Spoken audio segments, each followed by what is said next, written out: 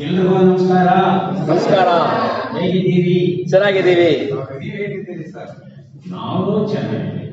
ಬಹಳ ಸಂತೋಷ ಎಲ್ಲರೂ ಭೇಟಿಯಾಗಿದ್ದಕ್ಕೆ.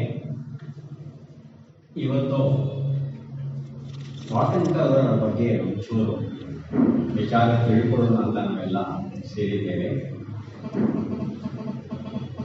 ವಿಷ್ಣು ಶ್ರೀಧರ ವಾಕಣ್ಕರ್ ಅವರ ಬಗ್ಗೆ ತಿಳ್ಕೊಳ್ಳೋಕೆ ಮೊದಲು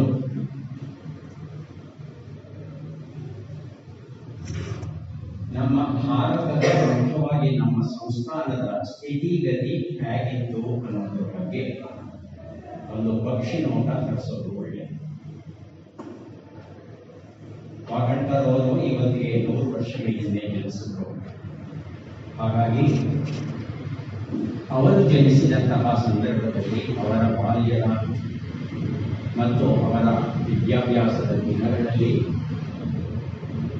ಭಾರತ ದೇಶದ ಬಗ್ಗೆ ಜಗತ್ತಿನಲ್ಲಿ ಮುಖ್ಯವಾಗಿ ಯುರೋಪ್ ದೇಶದ ವಿದ್ವಾಂಸರಲ್ಲಿ ಯಾವ ಒಂದು ಭಾವ ಇತ್ತು ಅನ್ನೋ ಒಂದು ಪರಿಕಲ್ಪನೆಯನ್ನ ನಾವು ಸ್ವೀಕರಿಸೋದಕ್ಕೆ ಸಾಧ್ಯವಾದರೆ ವಾಕಣ್ಕರ್ ಅವರ ಬದುಕಿನ ಮಹತ್ವ ಏನು ಅನ್ನೋದು ನಮಗೆ ಅರ್ಥವಾಗುತ್ತದೆ.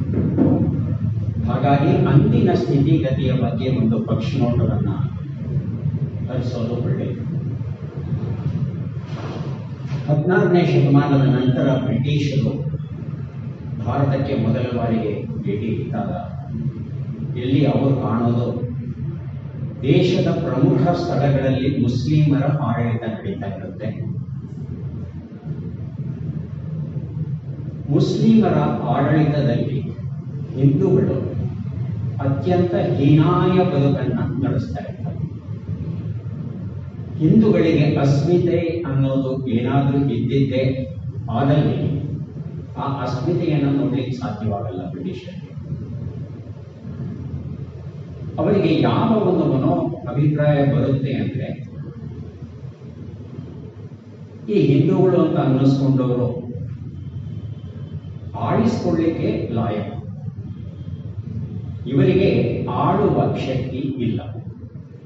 ಇದಕ್ಕೆ ಮುಖ್ಯವಾದ ಕಾರಣ ಅಂದ್ರೆ ಇವರಲ್ಲಿ ಒಗ್ಗಟ್ಟಿಲ್ಲ. ನಾವು ನಮ್ಮವರು ನಮ್ಮದು ಅನ್ನೋ ಅಭಿಮಾನ ಇಲ್ಲ, ಅಭಿಮಾನ ಶೂನ್ಯರು ಈ ಹಿಂದೂಗಳು. ಹಾಗಾಗಿ ಇವರನ್ನ ಒಡೆದು ಆಳೋದು ಬಹಳ ಸುಲಭ ಅನ್ನೋ ಒಂದು ಸೂತ್ರವನ್ನ ಬಹಳ ಬೇಗ ಮನಗಾಣ್ತಾರೆ. ಒಡೆದು ಆಳೋದಕ್ಕೆ ಅವರು ಬಳಸ್ತಕ್ಕಂಥ ವಿಧಾನ ಅಂದ್ರೆ ಚರ್ಮದ ಬಣ್ಣ. ಒಂದು ಹೊಸ ಸಿದ್ಧಾಂತವನ್ನ ಮುಂದೆ ಇಡ್ತಾರೆ. ಯಾರು ಬಿಳಿ ಬಣ್ಣದ ಚರ್ಮವನ್ನ ಪಡೆದಿದ್ದಾರೋ ಅವರೆಲ್ಲ ಆರ್ಯರು, ಹೊರಗಿನಿಂದ ಬಂದವರು. ಕಂದು ಬಣ್ಣ ಕಪ್ಪು ಬಣ್ಣದ ಚರ್ಮ ಇರೋರು ಸ್ಥಳೀಯರು, ಸ್ಥಳೀಯರೆಲ್ಲ ದ್ರಾವಿಡರು. ಹಾಗಾಗಿ ದ್ರಾವಿಡರು ಆಳಿಸಿಕೊಳ್ಳಿಕ್ಕೆ ಲಾಯಕು. ಅವರಿಗೆ ಒಗ್ಗಟ್ಟು ಅನ್ನೋದು ಇಲ್ಲದೆ ಇರೋದ್ರಿಂದ ಅವರನ್ನ ಹೇಗೆ ಬೇಕಾದ್ರೆ ಹಾಗೆ ನಾವು ಪರಿವರ್ತಿಸಬಹುದು ಅನ್ನೋದು ಗೊತ್ತಾಗಿ ಅವರೇನು ಮಾಡ್ತಾರೆ, ಮೇಲ್ಮಟ್ಟದಲ್ಲಿ ಕೆಳಮಟ್ಟದಲ್ಲಿ ಎರಡೂ ಕಡೆ ಆಕ್ರಮಣ ಶುರು ಮಾಡ್ತಾರೆ. ಅಂದ್ರೆ ಬೌದ್ಧಿಕ ಮಟ್ಟದಲ್ಲಿ ಜನಸಾಮಾನ್ಯರ ಬದುಕಿನಲ್ಲಿ ಒಂದು ಒಡಕನ್ನು ತರುವ ವ್ಯವಸ್ಥೆಯನ್ನ ಬಹಳ ಕ್ರಮಬದ್ಧವಾಗಿ ಮಾಡ್ಕೊಂಡು ಬರ್ತಾರೆ. ಇಲ್ಲಿದ್ದಂಥ ಹಿಂದೂಗಳ ಬಹುದೊಡ್ಡ ಬಂಡವಾಳ ಅಂದ್ರೆ ವೇದಗಳು, ಅದರ ಜ್ಞಾನ ಮೂಲಕ್ಕೆ ಕೊಡಲಿ ಹಾಕಬೇಕು. ವೇದಗಳು ನಿಮ್ಮದಲ್ಲ, ನಿಮ್ಮವರು ಅದನ್ನು ರಚಿಸಲಿಲ್ಲ, ನಿಮ್ಮ ನಾಡಿನಲ್ಲಿ ಅವುಗಳ ಸೃಷ್ಟಿ ಆಗಲಿಲ್ಲ, ಅದನ್ನು ರಚಿಸಿದವರು ಹೊರಗಿನವರು.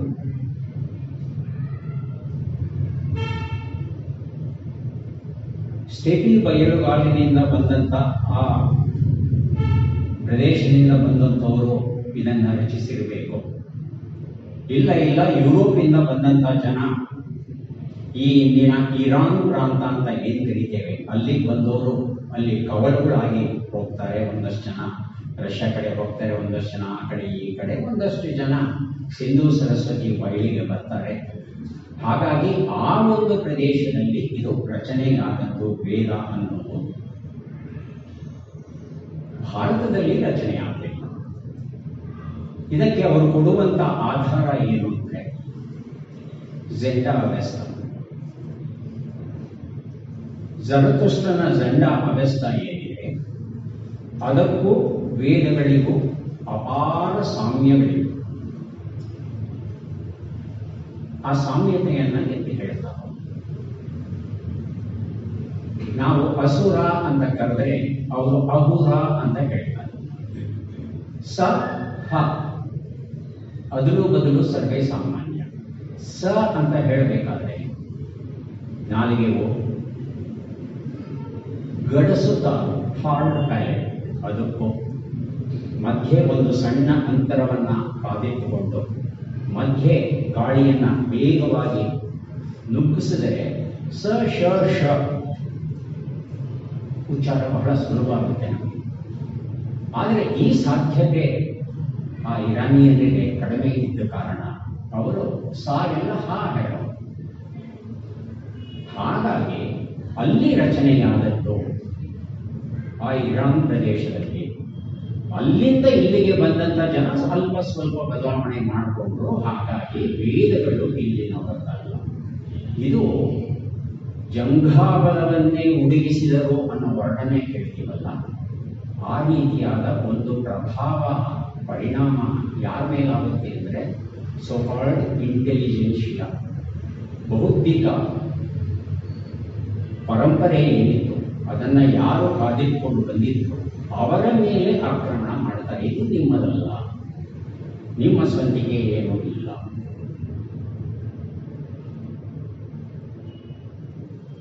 ಜೊತೆಗೆ ಇನ್ನೂ ಒಂದು ಆಕ್ರಮಣ ಅವರು ಮಾಡೋದು, ವೇದಗಳಲ್ಲಿ ಘನತರವಾದ ಅಂಶ ಏನೂ ಇಲ್ಲ, ಆಧ್ಯಾತ್ಮಿಕತೆ ಅನ್ನೋದು ಏನೇನೂ ಇಲ್ಲವೇ ಇಲ್ಲ. ಈ ವೇದಗಳು ಅನ್ನೋದು, ವೇದ ಮಂತ್ರಗಳು ಅನ್ನೋದು ಅವೆಲ್ಲವೂ ಸಹ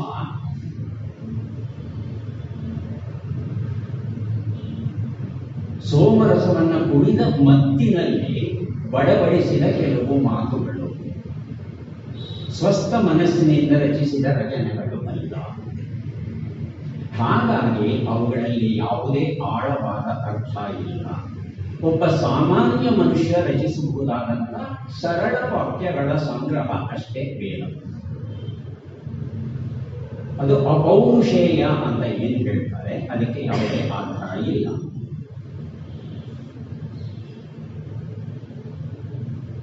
ಏನೋ ದರ್ಶನ ಇದೆ ಅದರಲ್ಲಿ ಅಂತ ಹೇಳ್ತಾರಲ್ಲ, ಅವೆಲ್ಲವೂ ಸಹ ಸೋಮರಸದ ಮತ್ತಲ್ಲಿ ರಚನೆಯಾದದ್ದು. ಹಾಗಾಗಿ ವೇದಗಳು ಅಂತಹ ಘನತರ ರಚನೆಗಳು ಅಲ್ಲ ಅನ್ನೋ ಮಾತನ್ನ ಮತ್ತೆ ಮತ್ತೆ ಬೇರೆ ಬೇರೆ ಸ್ತರಗಳಲ್ಲಿ ಹೇಳೋಕೆ ಶುರು ಮಾಡ್ತಾರೆ. ಇದು ಬೌದ್ಧಿಕ ಸ್ತರದಲ್ಲಿ ನಡೆಯುವಂತಹ ಆಕ್ರಮಣ. ಎರಡನೇ ಆಕ್ರಮಣ ಅವ್ರು ಹೇಳೋದು ಮತ್ತೆ ಚರ್ಮವನ್ನೇ ಬಳಸಿಕೊಂಡು ತೀರಾ ಸಮಾಜದ ಕೆಳಸ್ತರದಲ್ಲಿ ಇರ್ತಕ್ಕಂಥ ಜನರಲ್ಲಿ ಬಂದು ನೋಡಿ ನಿಮ್ಮನ್ನ ಒಡೆದು ಆಡ್ತಾ ಇದ್ದಾರೆ, ನಿಮ್ಮನ್ನ ಭೇದ ಭಾವ ಮಾಡ್ತಾ ಇದ್ದಾರೆ, ಅವರೆಲ್ಲ ನಿಮ್ಮನ್ನ ಒಂದು ಅಂತ ಪರಿಗಣಿಸಿಲ್ಲ, ನಿಮ್ಮನ್ನೇ ಪ್ರತ್ಯೇಕವಾಗಿಟ್ಟಿದ್ದಾರೆ, ಸರಿ ಸಮಾನವಾದ ಸ್ಥಾನಮಾನ ನಿಮಗೆ ಕೊಡ್ತಾ ಇಲ್ಲ, ಮನುಷ್ಯರ ಹಾಗೆ ನೀವು ಬದುಕ್ತಾ ಇಲ್ಲ, ಪ್ರಾಣಿಗಳಿಗೆ ಇರುವಷ್ಟು ಸ್ವಾತಂತ್ರ್ಯವೂ ನಿಮಗಿಲ್ಲ. ಇವೆಲ್ಲವನ್ನು ಎತ್ತಿ ಪದೇ ಹೇಳಿದಾಗ ಕಮ್ಯುನಿಸಂ ತತ್ವ ಏನು? ವೆರಿ ಮಾಶ್. ಒಂದು ಸುಳ್ಳನ್ನು 100 ಸಲ ಹೇಳಿದ್ರೆ ಅದು ಸತ್ಯ ಅಂತ ಅನಿಸುತ್ತೆ. ಹಾಗಾಗಿ ಪದೇ ಈ ಮಾತನ್ನ ಹೇಳಿ ಒಂದು ಕೆಲಸ ಮಾಡಿ, ನೀವು ನಮ್ಮ ಧರ್ಮಕ್ಕೆ ಬಂದ್ಬಿಡಿ, ನಿಮಗೆ ಸರಿ ಸಮಾನವಾದ ಸ್ಥಾನ ಕೊಡ್ತೇವೆ, ಮುಖ್ಯವಾಗಿ ಇಂಗ್ಲಿಷ್ ವಿದ್ಯಾಭ್ಯಾಸವನ್ನು ನಿಮಗೆ ಕೊಡ್ತೇವೆ. ನೀವು ಇಂಗ್ಲಿಷನ್ನು ಕಲಿತರೆ ನಮ್ಮ ಸರ್ಕಾರದಲ್ಲಿ ನೀವು ಒಳ್ಳೆ ಕೆಲಸ ಸಿಕ್ಕಿದ್ರೆ ಇವರೆಲ್ಲ ಯಾರಿದ್ದಾರೆ ಬಂದು ನಿಮಗೆ ಸಲಾಂ ಹಾಕ್ತಾರೆ. ಬನ್ನಿ ನಾವು ಕೆಲಸ ಕೊಡ್ತೇವೆ. ಹೀಗೆ ಅಂದಿನ ಸಮಾಜದಲ್ಲಿ ಇದ್ದಿರಬಹುದಾದಂಥ ತಾರತಮ್ಯ ಏನಿತ್ತು ಅದನ್ನು ಬಳಸಿಕೊಂಡು ಒಂದಷ್ಟು ಜನರನ್ನು ಒಡೆದು ಅವರು ಕ್ರೈಸ್ತರಾಗಲಿಕ್ಕೆ, ಇಂಗ್ಲಿಷ್ ವಿದ್ಯಾಭ್ಯಾಸ ಕಲಿಯೋದಕ್ಕೆ ಒಂದು ಅವಕಾಶವನ್ನು ಮಾಡಿಕೊಡ್ತಾರೆ. ಇದರ ಜೊತೆಗೆ ಮೆಕಾಲೆ ಯಾವ ರೀತಿ ಮಾಡದ ಅನ್ನೋದು ನಮಗೆಲ್ಲ ಗೊತ್ತಿರುವಂಥ ವಿಚಾರ. ಅದರ ವಿವರಕ್ಕೆ ನಾನು ಹೋಗೋಣ. ಹಾಗಾಗಿ ವೇದಗಳು ನಮ್ಮದಲ್ಲ ಅಂತ ಹೇಳಿದ್ದು, ವೇದಗಳಲ್ಲಿ ಅಂತಹ ಗಂಭೀರವಾದ ವಿಚಾರ ಏನೂ ಇಲ್ಲ ಅಂತ ಹೇಳಿದ್ದು, ಹಾಗೆಯೇ ಕೆಳಸ್ತರವನ್ನ ಮೇಲಸ್ತರವನ್ನ ಉಳಿಬೇಕು ಅಂತ ಹುನ್ನಾರ ಮಾಡಿದ್ದು, ಸದ್ದಿಲ್ಲದ ಹಾಗೆ ಕ್ರೈಸ್ತ ಧರ್ಮವನ್ನ ಹರಡಿದ್ದು, ಇಂಗ್ಲಿಷ್ ಭಾಷೆಯನ್ನು ಕಲಿಸ್ತೇವೆ ಅನ್ನೋ ನೆಪದಲ್ಲಿ ಇದು ಒಂದು ಫಲವತ್ತಾದ ಭೂಮಿಕೆಯನ್ನು ಸೃಷ್ಟಿ ಮಾಡ್ತು ಬ್ರಿಟಿಷರಿಗೆ. ಅದಾದ ಮೇಲೆ ಅವರು ಹೇಳ್ತಾರೆ, ಇಷ್ಟೊಂದು ಶಿಲ್ಪ ಸಂಪತ್ತು, ಅದ್ಭುತವಾದ ಶಿಲ್ಪ ಸಂಪತ್ತು ಇದೆಯಲ್ಲ, ಬಹುಶಃ ಇದನ್ನ ನಿಮ್ಮವರು ರಚಿಸಲಿಲ್ಲ, ಹೊರಗಿನಿಂದ ಯಾರೋ ಬಂದು ರಚಿಸಿದರೆ. ಆಗ ಹೂಣರು, ಪರ್ಷಿಯನ್ನರು, ಕುಶಾನರು, ಅದು ಇದು ಇಲ್ಲದಿರೋ ಕಥೆಗಳನ್ನೆಲ್ಲ ಹೇಳಿ ಹೊರಗಿನಿಂದ ಬಂದದ್ದು. ಅದಕ್ಕೆ ಆಧಾರವಾಗಿ ಗಾಂಧಾರ ಶಿಲ್ಪವನ್ನ ಪ್ರಧಾನವಾಗಿ ಹೇಳ್ತಾರೆ. ಇಡೀ ಭಾರತದಲ್ಲಿ ಮೊಟ್ಟ ಮೊದಲ ಬಾರಿಗೆ ಶಿಲ್ಪಕಲೆ ಕಾಣಿಸ್ಕೊಳ್ಳೋದು ಗಾಂಧಾರದಲ್ಲಿ. ಮೊದಲ ಬಾರಿಗೆ ಸೂರ್ಯನ ದೇವಸ್ಥಾನ ನಿರ್ಮಾಣ ಆಗೋದು ಗಾಂಧಾರದಲ್ಲಿ. ಅಲ್ಲಿಯವರೆಗೆ ನಮ್ಮಲ್ಲಿ ಇದ್ದದ್ದು ಕಾಷ್ಟಶಿಲ್ಪ. ವನವಾಸಿಯ ಮಧುಕೇಶ್ವರ ದೇವಸ್ಥಾನಕ್ಕೆ ಹೋಗಿ ನೋಡಿದ್ರೆ ಅಲ್ಲಿ ಇದ್ದದ್ದು ಮೂಲತಃ ಕಟ್ಟಿಗೆಯಿಂದ ಮಾಡಿದ ಶಿವಲಿಂಗ. ಇವತ್ತಿಗೂ ಸಹ ಹಳ್ಳಿಗಳಿಗೆ ಹೋಗಿ ನೋಡಿ, ಮಾರಿ ಹಬ್ಬ ಮಾಡಬೇಕಾದ್ರೆ ಅವರು ಕಟ್ಟಿಗೆಯಿಂದ ಮಾಡಿದಂತಹ ಮಾರಿಗೆ ಬಣ್ಣ ಹಚ್ಚಿ ಪೂಜೆ ಮಾಡ್ತಾರೆ. ಆ ನಂತರ ಆ ಮಾರಿಯನ್ನ ನಾವು ಗಣೇಶನನ್ನ ವಿಸರ್ಜಿಸುವ ಹಾಗೆ ಆ ಮಾರಿಯನ್ನು ವಿಸರ್ಜಿಸ್ತಾರೆ. ಮೂಲತಃ ಕಟ್ಟಿಗೆಯಿಂದ ವಿಗ್ರಹಗಳನ್ನು ಮಾಡಿ ಪೂಜಿಸುವುದು ನಮ್ಮ ಪದ್ಧತಿ. ಆದರೆ ಶಿಲೆಯಿಂದ ದೇವಸ್ಥಾನ ಕಟ್ಟೋದು, ಮೂರ್ತಿಗಳನ್ನು ರೂಪಿಸಿದ್ದು ಎಲ್ಲ ಗಾಂಧಾರದವರು. ಹಾಗಾಗಿ ಹೊರಗಿನಿಂದ ಬಂದದ್ದು ಇವರಲ್ಲಿ ಏನೂ ಇಲ್ಲ. ಈ ರೀತಿಯಾದ ಒಂದು ಬೌದ್ಧಿಕ ಆಕ್ರಮಣವನ್ನ ನಡೆಸ್ತಾರೆ. ಗುರುಕುಲ ಶಿಕ್ಷಣ ಅರ್ಥಹೀನ, ನಿಮ್ಮ ಮೇಲೆ ದಬ್ಬಾಳಿಕೆ ಮಾಡಲಿಕ್ಕೆ ಅವರೇ ರಚಿಸಿಕೊಂಡ ಒಂದು ವ್ಯವಸ್ಥೆ. ನಮ್ಮ ಇಂಗ್ಲಿಷ್ ಶಿಕ್ಷಣಕ್ಕೆ ಬನ್ನಿ ಅಂತ ಹೇಳಿ ಮೆಕಾಲೆ ಶಿಕ್ಷಣಕ್ಕೆ ಭದ್ರವಾದ ಏನು ಬುನಾದಿಯನ್ನ ಹಾಕ್ತಾರೆ. ಇವೆಲ್ಲ ಆದಮೇಲೆ ಕೊನೆಗೆ ಒಂದು ದೊಡ್ಡ ಪ್ರಹಾರ ಮಾಡ್ತಾರೆ. ಭಾರತೀಯರು ಅನ್ನೋರೇ ಇಲ್ಲ. ಯಾಕಂದ್ರೆ ಇವರೆಲ್ಲರೂ ಹೊರಗಿನಿಂದ ಬಂದವ್ರೆ. ಆರ್ಯರು ಹೊರಗಿನಿಂದ ಬಂದವರೆ, ದ್ರಾವಿಡರು ಮೆಡಿಟೇರೇನಿಯನ್ ತೀರದಿಂದ ಬಂದವರೆ. ಹೀಗೆಲ್ಲ ಹೊರಗಿನಿಂದ ಬಂದವರು ಈ ಸಿಂಧೂ ಸರಸ್ವತಿ ಸಂಸ್ಕೃತಿಯನ್ನ ರೂಪಿಸಿದವರು. ಹಾಗಾಗಿ ಇಲ್ಲಿನವರು ಏನೂ ಇಲ್ಲ, ಇಲ್ಲಿನವರಿಗೆ ಸಂಸ್ಕೃತಿ ಇಲ್ಲ, ಇಲ್ಲಿನವರಿಗೆ ಪರಂಪರೆ ಇಲ್ಲ. ಸತ್ಯ ಹೇಳಬೇಕು ಅಂದ್ರೆ ಇಲ್ಲಿ ಮನುಷ್ಯರು ವಾಸವಾಗೇ ಇರಲಿಲ್ಲ, ಖಾಲಿ ಪ್ರದೇಶ ಇರಲ್ಲ. ಹಾಗಾಗಿ ನಿಮ್ಮನ್ನ ನಾಗರಿಕರನ್ನಾಗಿ ಮಾಡೋದಕ್ಕೆ ನಾವು ಬಂದಿದ್ದೇವೆ, ನಮ್ಮ ಮಾತನ್ನ ಈ ರೀತಿಯಾದ ಒಂದು ಪರಿಸರವನ್ನ ರೂಪಿಸಿರ್ತಾರೆ. ಕ್ರಮಬದ್ಧವಾಗಿ ಒಂದೇ ಕಡೆಯಿಂದಲ್ಲ, 4 ಕಡೆಯಿಂದ ಆಕ್ರಮಣ ಮಾಡಿ ಈ ರೀತಿಯಾದ ಒಂದು ಪರಿಸ್ಥಿತಿಯನ್ನ ರೂಪಿಸಿರ್ತಾರೆ. ಇಂತಹ ಸಂದರ್ಭದಲ್ಲಿ ಡಾಕ್ಟರ್ ವಿಷ್ಣು ಶ್ರೀಧರ್ ವಾಕಣ್ಕರ್ ಅವರ ಜನ್ಮ ಆಗಿ ಈ ಒಂದು ಯಾವ ಪರಿಕಲ್ಪನೆ ಇತ್ತು, ಮುಖ್ಯವಾಗಿ ಯುರೋಪಲ್ಲಿ ಮತ್ತು ಅಮೆರಿಕದಲ್ಲಿ, ಆ ಪರಿಕಲ್ಪನೆಯನ್ನ ಉಳಿಯೋದಲ್ಲದೆ ಅವರಿಗೇ ಪಾಠವನ್ನು ಹೇಳಿಕೊಟ್ಟವರು ವಿಷ್ಣು ಶ್ರೀಧರ್ ವಾಕಣ್ಕರ್. ವಾಕಣ್ಕರ್ ಅವರ ವೈಯಕ್ತಿಕ ಬದುಕಿನ ಬಗ್ಗೆ, ಅವರ ಸಂಸಾರದ ಬಗ್ಗೆ ಇತ್ಯಾದಿಗಳ ಬಗ್ಗೆ ನಾನು ಹೆಚ್ಚು ಮಾತಾಡಲಿಕ್ಕೆ ಹೋಗಲ್ಲ. ಅದು ನಮಗೆ ಸದ್ಯಕ್ಕೆ ಅಪ್ರಸ್ತುತ. ಈ ಕ್ಷಣಕ್ಕೆ ತಿಳ್ಕೋಬಾರ್ದು ಅಂತಲ್ಲ, ಖಂಡಿತ ತಿಳ್ಕೋಬೇಕು. ಯಾಕಂದ್ರೆ ವಾಕಣ್ಕರ್ ಈ ಮಟ್ಟದ ಒಂದು ಸಾಧನೆ ಮಾಡಿದ್ದಾರೆ ಅನ್ನೋದಾದರೆ ಅದರ ಹಿಂದೆ ಅವರ ಮಡದಿ ಮಾಡಿದಂತಹ ತ್ಯಾಗ ಏನಿದೆ ಬಹಳ ದೊಡ್ಡದು, ಯಾರೂ ಗುರುತಿಸ್ತಾ ಇಲ್ಲ. ಅಷ್ಟು ದೊಡ್ಡ ತ್ಯಾಗ ಮಾಡಿದ್ದಾರೆ. ಒಂದು ರೀತಿ ದತ್ತು ಕೊಟ್ಟು ಬಿಟ್ಟಿದ್ದಾರೆ. ಹಾಗಾಗಿ ಅವರ ಶ್ರೀಮತಿಯವರ ಬಗ್ಗೆ ಅಪಾರ ಗೌರವ ಮನ್ನಣೆ ಇದೆ. ಆದರೆ ಅವರ ವೈಯಕ್ತಿಕ ಬದುಕಿನ ಬಗ್ಗೆ ಹೆಚ್ಚು ಮಾತನಾಡದೆ ನಮ್ಮ ಭಾರತ ದೇಶಕ್ಕೆ, ನಮ್ಮ ಸಂಸ್ಕೃತಿಗೆ ಏನು ಕಾಣಿಕೆ ಕೊಟ್ಟಿದ್ದಾರೆ, ಹೇಗೆ ಅದು ಭಾರತದ ಚಿತ್ರವನ್ನ ಯುರೋಪಲ್ಲಿ, ಅಮೆರಿಕದಲ್ಲಿ ಬದಲಾಯಿಸಿತು, ಹೇಗೆ ನಮಗೆ ಒಂದು ಗೌರವಯುತವಾದ ಸ್ಥಾನವನ್ನ ಕಲ್ಪಿಸಿಕೊಡ್ತು, ಎಲ್ಲ ವಿದ್ವಾಂಸರು ಭಾರತದ ಬಗ್ಗೆ ಲಘುವಾಗಿ ಪರಿಗಣಿಸದೆ ಗಂಭೀರವಾಗಿ ಅಧ್ಯಯನ ಮಾಡುವಂತಹ ಒಂದು ಪರಿಸರವನ್ನ ಹೇಗೆ ರೂಪಿಸಿತು ವಾಕಣ್ಕರ್ ಅನ್ನೋದ್ರ ಬಗ್ಗೆ ಹೆಚ್ಚು ಗಮನವನ್ನು ಕೊಟ್ಟರೆ ಚೆನ್ನಾಗಿರುತ್ತೆ ಅಂತ ನನ್ನ ಅನಿಸಿಕೆ. ವಾಕಣ್ಕರ್ ಬಹುಮುಖ ಪ್ರತಿಭೆ ಉಳ್ಳವರು. ಅನೇಕ ಕ್ಷೇತ್ರಗಳಲ್ಲಿ ಅವರ ಜಾಣ್ಮೆ, ತಾಳ್ಮೆ, ಕಾಣಿಕೆ ಎಲ್ಲ ಉಂಟು. ಆದರೆ ಮುಖ್ಯವಾಗಿ ನಾವು ನೆನಪಿಡಬೇಕಾದದ್ದು 3 ಕ್ಷೇತ್ರಗಳು. ಮೊದಲನೇದು ಶೈಲ ಚಿತ್ರಗಳಿಗೆ ಸಂಬಂಧಪಟ್ಟ ಹಾಗೆ, ಇದನ್ನು ರಾಕ್ ಆರ್ಟ್ ಅಥವಾ ಕೇವ್ ಆರ್ಟ್ ಅಂತ ಕರಿತೀವಿ. ಇದು ಮೊದಲನೇ ಕಾಣಿಕೆ. ಎರಡನೇ ಕಾಣಿಕೆ ಅವರು ನಮಗೆ ಬಹಳ ಬಹಳ ಮುಖ್ಯವಾಗಿ ನೀಡಿದ್ದು, ನಮ್ಮ ಅಸ್ಮಿತೆ ಬೆಳೆಯುವುದಕ್ಕೆ ಬಹುದೊಡ್ಡ ಪ್ರಮಾಣದಲ್ಲಿ ಕಾರಣವಾದದ್ದು ಸರಸ್ವತಿ ನದಿಯ ಬಗ್ಗೆ ಅವರು ನಡೆಸಿದಂತಹ ಅಭಿಯಾನ. ಮೂರನೇದು, ಹೆಚ್ಚಿನ ಜನಕ್ಕೆ ಈ ಮಾಹಿತಿ ಗೊತ್ತಿಲ್ಲ. ಇಡೀ ಜಗತ್ತಲ್ಲಿ ಸಮಯವನ್ನು ಲೆಕ್ಕ ಹಾಕೋದಕ್ಕೆ ಗ್ರೀನ್ವಿಚ್ ಮೀನ್ ಟೈಮ್ ಅಂತ GMT ಅಂತ ಏನ್ ಬಳಸ್ತೇವೆ, ಅದು ಅವೈಜ್ಞಾನಿಕ. ಅದನ್ನ ವಾಸ್ತವದಲ್ಲಿ ಬಳಸಬೇಕಾಗಿತ್ತು ಡೋಂಗ್ಲಾ ಗ್ರೀನ್ವಿಚ್ ಟೈಮ್ ಅಂತ ಸಾಧಾರಣವಾಗಿ ನಿರೂಪಿಸ್ತಾರೆ.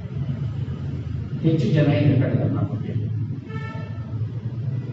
ಇವು 3ರ ಬಗ್ಗೆ ಹೆಚ್ಚು ತಿಳ್ಕೊಳ್ಳಿಕ್ಕೆ ನಾವು ಪ್ರಯತ್ನಿಸಬೇಕು. ವಾಕಣ್ಕರ್ ಅವರನ್ನ ಭಾರತೀಯ ಶೈಲಚಿತ್ರ ಪಿತಾಮಹ ಅಂತ ಕರೀತೇವೆ. Father of Indian cave arts ಅಂತ ಕರೀತೇವೆ. ಯಾರನ್ನಾದರೂ ಒಬ್ಬರನ್ನ ಫಾದರ್ ಅಂತ ಕರೀಬೇಕಾದ್ರೆ ಅದುವರೆಗೂ ಆ ಕ್ಷೇತ್ರದಲ್ಲಿ ಯಾರೂ ಕೆಲಸ ಮಾಡಿರಲ್ಲ. ಒಂದು ರೀತಿಯಾದ ಕನ್ಯೆ ಕ್ಷೇತ್ರ ಅದು, ವರ್ಜಿನ್ ಫೀಲ್ಡ್ ಅದು. ಅಂತಹ ಕೆಲಸದಲ್ಲಿ ದಾರಿಯೇ ಇಲ್ಲದಂತಹ ಕಡೆಗೆ ದಾರಿಯನ್ನ ಮಾಡಿಕೊಂಡು ಯಾರು ಹೋಗಿರ್ತಾರೋ ಅಂತಹವರಿಗೆ ಈ ಪಿತಾಮಹ ಅನ್ನೋ ಅಭಿಧಾನವನ್ನ ನೀಡುವ ಪದ್ಧತಿ ನಮ್ಮಲ್ಲಿ ಮಾತ್ರ ಅಲ್ಲ, ವಿದೇಶಿಯರಲ್ಲೂ father of astronomy, father of biology, father of physics ಇವೆಲ್ಲ ನಾವು ಪ್ರಯೋಗಿಸಿಕೊಂಡು ಬಂದಿದ್ದೇವೆ. ಈ father of Indian cave art ಅಂತ ಮಾತು ಹೇಳಿದವರು, ಈ ಬಿರುದನ್ನು ಕೊಟ್ಟವರು ಭಾರತೀಯರಲ್ಲ, ಇದನ್ನ ಯುರೋಪಿಯನ್ನರೇ ಕೊಡ್ತಾರೆ. ಅಂದ್ರೆ ಯುರೋಪಿಯನ್ನರೇ ಮೆಚ್ಚುವಂತಹ ಅದ್ಭುತವಾದ ಕೆಲಸವನ್ನ ವಾಕಣ್ಕರ್ ಮಾಡೋದ್ರಿಂದ ಈ ಅಭಿಧಾನ ಅವರಿಗೆ ಸಂದಿರೋದು ಹೆಚ್ಚು ಸೂಕ್ತ ಅಂತ ಅನಿಸುತ್ತೆ. ರಾಕ್ ಆರ್ಟ್ ಏನು ಹಾಗಂದ್ರೆ, ಇದು ಯಾಕೆ ರೂಪುಗೊಳ್ತು, ಇದನ್ನ ಅರ್ಥ ಮಾಡ್ಕೋಬೇಕಾದ್ರೆ ನಮ್ಮ ಪೂರ್ವಜರ ಬಗ್ಗೆ, ಅವರ ಮನಸ್ಸಿನ ಬಗ್ಗೆ, ಅಂದಿನ ಸ್ಥಿತಿಗತಿಯ ಬಗ್ಗೆ ಸ್ವಲ್ಪ ಕಲ್ಪನೆಯನ್ನ ಹರಿಬಿಡಬೇಕಾಗುತ್ತೆ. ನಾವು ಮನುಷ್ಯನಲ್ಲಿ ಬಂದಿರತಕ್ಕಂಥ ಮೂಲಭೂತ ಗುಣ ಅಂದ್ರೆ ಅನ್ವೇಷಣೆ, ಹೋಮೋಸೆಪಿಯನ್ಸ್ ಅಂತ ನಾವು ಕರಿತೀವಲ್ವ, ಮತಿಬಂತ ಮಾನವ ಅಂತ ಕರಿತೀವಲ್ಲ. ಯಾಕೆ ಅವನನ್ನ ಮತಿಬಂತ ಅಂತ ಕರಿತೀವಿ ಅಂದ್ರೆ, ಅವನಲ್ಲಿ ಒಂದು 3 ಗುಣಗಳು ವಿಶೇಷವಾಗಿತ್ತು. ಅಂತಹ ವಿಶೇಷ ಬೇರೆ ಯಾವುದೇ ಜೀವಜಂತುಗಳಲ್ಲಿ ಕಂಡುಬರಲ್ಲ. ಮೊದಲನೆಯದು ಅನ್ವೇಷಣಾ ಮನೋಭಾವ, ಎರಡನೆಯದು ಸಂಚಾರಿ ಮನೋಭಾವ, ಒಂದು ಪ್ರದೇಶದಿಂದ ಮತ್ತೊಂದು ಪ್ರದೇಶಕ್ಕೆ ಹೊರಡುವ, ಗುಳೆ ಹೋಗುವ ಮನೋಭಾವ, ಮೂರನೆಯದು ಹೊರಗಿನ ಜಗತ್ತಿನ ಬಗ್ಗೆ ಎಷ್ಟೆಲ್ಲ ಆಲೋಚನೆ ಮಾಡಿದ್ನೋ ಅಷ್ಟೇ ತನ್ನ ಬಗ್ಗೆ, ತನ್ನ ಒಳ ಜಗತ್ತಿನ ಬಗ್ಗೆ ಅನ್ವೇಷಣೆ ಮಾಡ್ತಾ ಹೊಸ ಹೊಸ ಪರಿಕಲ್ಪನೆಗಳನ್ನು ನೀಡೋಕೆ ಶುರು ಮಾಡಿದ. ಈ 3 ಗುಣಗಳು ಹುಟ್ಟು ಗುಣಗಳು. ಸೆಪಿಯನ್ಸ್ ಅಂತ ಕರಿಬೇಕಾದ್ರೆ ಈ 3 ಗುಣಗಳು ಇರಲೇಬೇಕು. ಇದರ ಜೊತೆಗೆ ಇನ್ನೂ ಒಂದು ವಿಶೇಷವಾದ ಅನಿಸಿಕೆ ಅವನ ಮನಸ್ಸಿಗೆ ಬಂದದ್ದು ಏನು ಅಂದ್ರೆ, ನಾನು ನನ್ನ ಬದುಕಲ್ಲಿ ಇಷ್ಟೆಲ್ಲ ಅನುಭವವನ್ನ ಗಳಿಸಿದ್ದೇನೆ, ಹೊಸ ಹೊಸ ವಿಚಾರಗಳನ್ನು ತಿಳಿದಿದ್ದೇನೆ, ಅರಿವನ್ನ ಪಡೆದಿದ್ದೇನೆ. ಈ ಅರಿವನ್ನ ನಾನೊಬ್ಬನೇ ತಿಳಿಸ್ಕೊಂಡ್ರೆ ಹಾಗೆ ಇದು ನನ್ನ ಮಕ್ಕಳಿಗೂ ಅವರ ಮಕ್ಕಳಿಗೂ ಎಲ್ಲರಿಗೂ ಇದು ದೊರೆಯಬೇಕು. ಈ ಒಂದು ಆಸೆ ಬರುತ್ತೆ ಮನುಷ್ಯನ ಮನಸ್ಸಲ್ಲಿ, ನಮ್ಮ ಪೂರ್ವಜನ ಮನಸ್ಸಲ್ಲಿ. ಹಾಗಾಗಿ ಅವನೇನು ಮಾಡ್ತಾನೆ, ಅವನು ಮಾಡೋ ಮೊದಲನೇ ಕೆಲಸ ಅಂದರೆ ಅವಲೋಕನ, ಅಬ್ಸರ್ವೇಷನ್. ಪ್ರಕೃತಿಯನ್ನ ಅತ್ಯಂತ ನಿಕಟವಾಗಿ ಸೂಕ್ಷ್ಮವಾಗಿ ಅವಲೋಕಿಸುತ್ತಾ ಇದು ಯಾಕೆ ಹೀಗಾಗ್ತಿದೆ, ಯಾಕೆ ಹೀಗಾಗ್ತಿಲ್ಲ, ಹೀಗೆ ತನಗೆ ತಾನೇ ಪ್ರಶ್ನೆಗಳನ್ನು ಕೇಳ್ಕೋತಾ ಅದಕ್ಕೆ ಉತ್ತರಗಳನ್ನು ಹುಡುಕುವ ಪ್ರಯತ್ನ ಪಡ್ತಾನೆ. ಇದನ್ನ ನಾವು ಅವಲೋಕನ ಅಥವಾ ಅಬ್ಸರ್ವೇಷನ್ ಅಂತ ಕರೀತೀವಿ. ಈ ಅಬ್ಸರ್ವೇಷನ್ ಮಾಡುವಾಗ ಅವನ ಮನಸ್ಸಿನಲ್ಲಿ ನಾನಾ ರೀತಿಯ ಭಾವಗಳು ಹುಟ್ಟುತ್ತೆ. ಮಳೆ, ಮಿಂಚು ಎಲ್ಲವನ್ನು ನೋಡ್ತಾ ಇದ್ರೆ ಸಂತೋಷವಾಗುತ್ತೆ. ಹಾಗೆಯೇ ಗುಡುಗು ಸಿಡಿಲು, ಒಂದು ಸಲ ಸಿಡಿಲು ಹೊಡೆದು ಒಂದು ಮರ ಭಗ್ಗಂತ ಹತ್ಕೊಂಡು ಹೋದಾಗ ಅಷ್ಟೇ ಭಯ. ಹಾಗಾಗಿ ಎಲ್ಲ ರೀತಿಯ ಭಾವನೆಗಳು ಈ ಆದಿ ಪರಿಸರದಲ್ಲಿ ಉಂಟಾಗಿದ್ದು ಅವನ ಮೇಲೆ ಪ್ರಭಾವ ಬೀರಿ ಅವೆಲ್ಲವೂ ಅವನ ಚಿತ್ತದಲ್ಲಿ ಶಾಶ್ವತವಾದ ಒಂದು ರೂಪವನ್ನು ಪಡೆಯುತ್ತೆ. ಜೊತೆಗೆ ಎಲ್ಲೋ ಒಂದು ಕಡೆಗೆ ಕನಸು ಕಾಣುವ ಮನೋಭಾವ ಉಂಟುಕೊಳ್ಳುತ್ತೆ. ಯಾಕಂದ್ರೆ ಅವನು ತಿಳ್ಕೊತಾನೆ, ಈ ನಮ್ಮ ಸುತ್ತಮುತ್ತಲು ಒಳ್ಳೆಯದೂ ಇದೆ, ಕೆಟ್ಟದ್ದು ಇದೆ. ಹಾಗಿದ್ಮೇಲೆ ಒಳ್ಳೆಯದನ್ನೇ ಪಡಿಬೇಕು, ಕೆಟ್ಟದನ್ನ ಪಡಿಬಾರ್ದು. ಈ ರೀತಿಯಾದ ಒಂದು ನಾನು ಕಷ್ಟಪಟ್ಟಿದ್ದೇನೆ, ನನ್ನ ಮಕ್ಕಳು ಕಷ್ಟಪಡಬಾರದು, ಮುಂದಿನ ಜನಾಂಗ ಕಷ್ಟಪಡಬಾರದು ಅಂತ ಹೇಳಿ ತಮ್ಮೆಲ್ಲ ಅನುಭವಗಳನ್ನು ಸಂಗ್ರಹಿಸಿ ಮುಂದಿನ ತಲೆಮಾರಿಗೆ ವರ್ಗಾಯಿಸುವ ಆದಿ ಪ್ರಯತ್ನ ಪಡ್ತಾನೆ. ಈ ಆದಿ ಪ್ರಯತ್ನದ ಫಲವಾಗಿ ಕಥೆಗಳನ್ನು ಹೇಳ್ತಾನೆ, ಹಾಡುಗಳನ್ನು ಕಳ್ತಾನೆ, ಕಾವ್ಯಗಳನ್ನು ರಚಿಸ್ತಾನೆ, ನಾಟಕಗಳ ಆದಿಯನ್ನ, ಅದರಲ್ಲೂ ನಮ್ಮ ನೆಲೆಯಲ್ಲಿ ನಾಟಕಗಳ ಆದಿಯನ್ನ ಹುಡುಕಕ್ಕೆ ಹೋಯಿತು ಅಂತ ಹೇಳ್ತಂದ್ರೆ ವೇದಗಳಲ್ಲಿ ಸಂಭಾಷಣೆ, ಅಭಿನಯ, ಸಂಗೀತ ಇವುಗಳ ಮೂಲ ಬೀಜ ವೇದದಲ್ಲಿ ಸಿಗುತ್ತೆ. ಯಮ ಯಮಿಯರ ಸಂಭಾಷಣೆ, ಊರ್ವಶಿ ಪುರೂರವರ ಸಂಭಾಷಣೆ. ವಾಸ್ತವದಲ್ಲಿ ಯಾಗಗಳನ್ನು ನಡೆಸುವ ಸಂದರ್ಭದಲ್ಲಿ ಈ ರೀತಿಯಾದ ಕೆಲವು ಅಭಿನಯಗಳನ್ನು ಪುರೋಹಿತರು ಮಾಡ್ತಾ ಇದ್ದಾರೆ. ಹಾಗಾಗಿ ನಾಟಕದ ಮೂಲಕ, ಸಂಭಾಷಣೆಗಳ ಮೂಲಕ ತಮ್ಮ ಭಾವನೆಗಳನ್ನು ವ್ಯಕ್ತಪಡಿಸೋದಕ್ಕೆ ಪ್ರಯತ್ನ ಪಡ್ತಾ ಇದ್ದಾರೆ. ಯಮ ಯಮಿಯರ ಕಥೆ ಅದ್ಭುತವಾದದ್ದು, ಅನೇಕ ಚರ್ಚೆಗೆ ಅವಕಾಶ ಮಾಡಿಕೊಟ್ಟಿರೋದು. ಯಮ ಮತ್ತು ಯಮಿ ಇಬ್ಬರು ಸೋದರ ಸೋದರಿಯರು. ಆದರೆ ಯಮಿ ಹೇಳ್ತಾಳೆ, ನನಗೆ ಬಯಕೆಯಾಗಿದೆ, ಸಂತಾನವರ್ಧನೆ ಮಾಡಬೇಕು ಅಂತ ಆಸೆಯಾಗಿದೆ, ನೀನು ಸಹಕರಿಸು ಅಂತ ಕೇಳ್ತಾನೆ. ಆಗ ಯಮ ಹೇಳ್ತಾನೆ, ಇಲ್ಲ, ಇದು ತಪ್ಪು.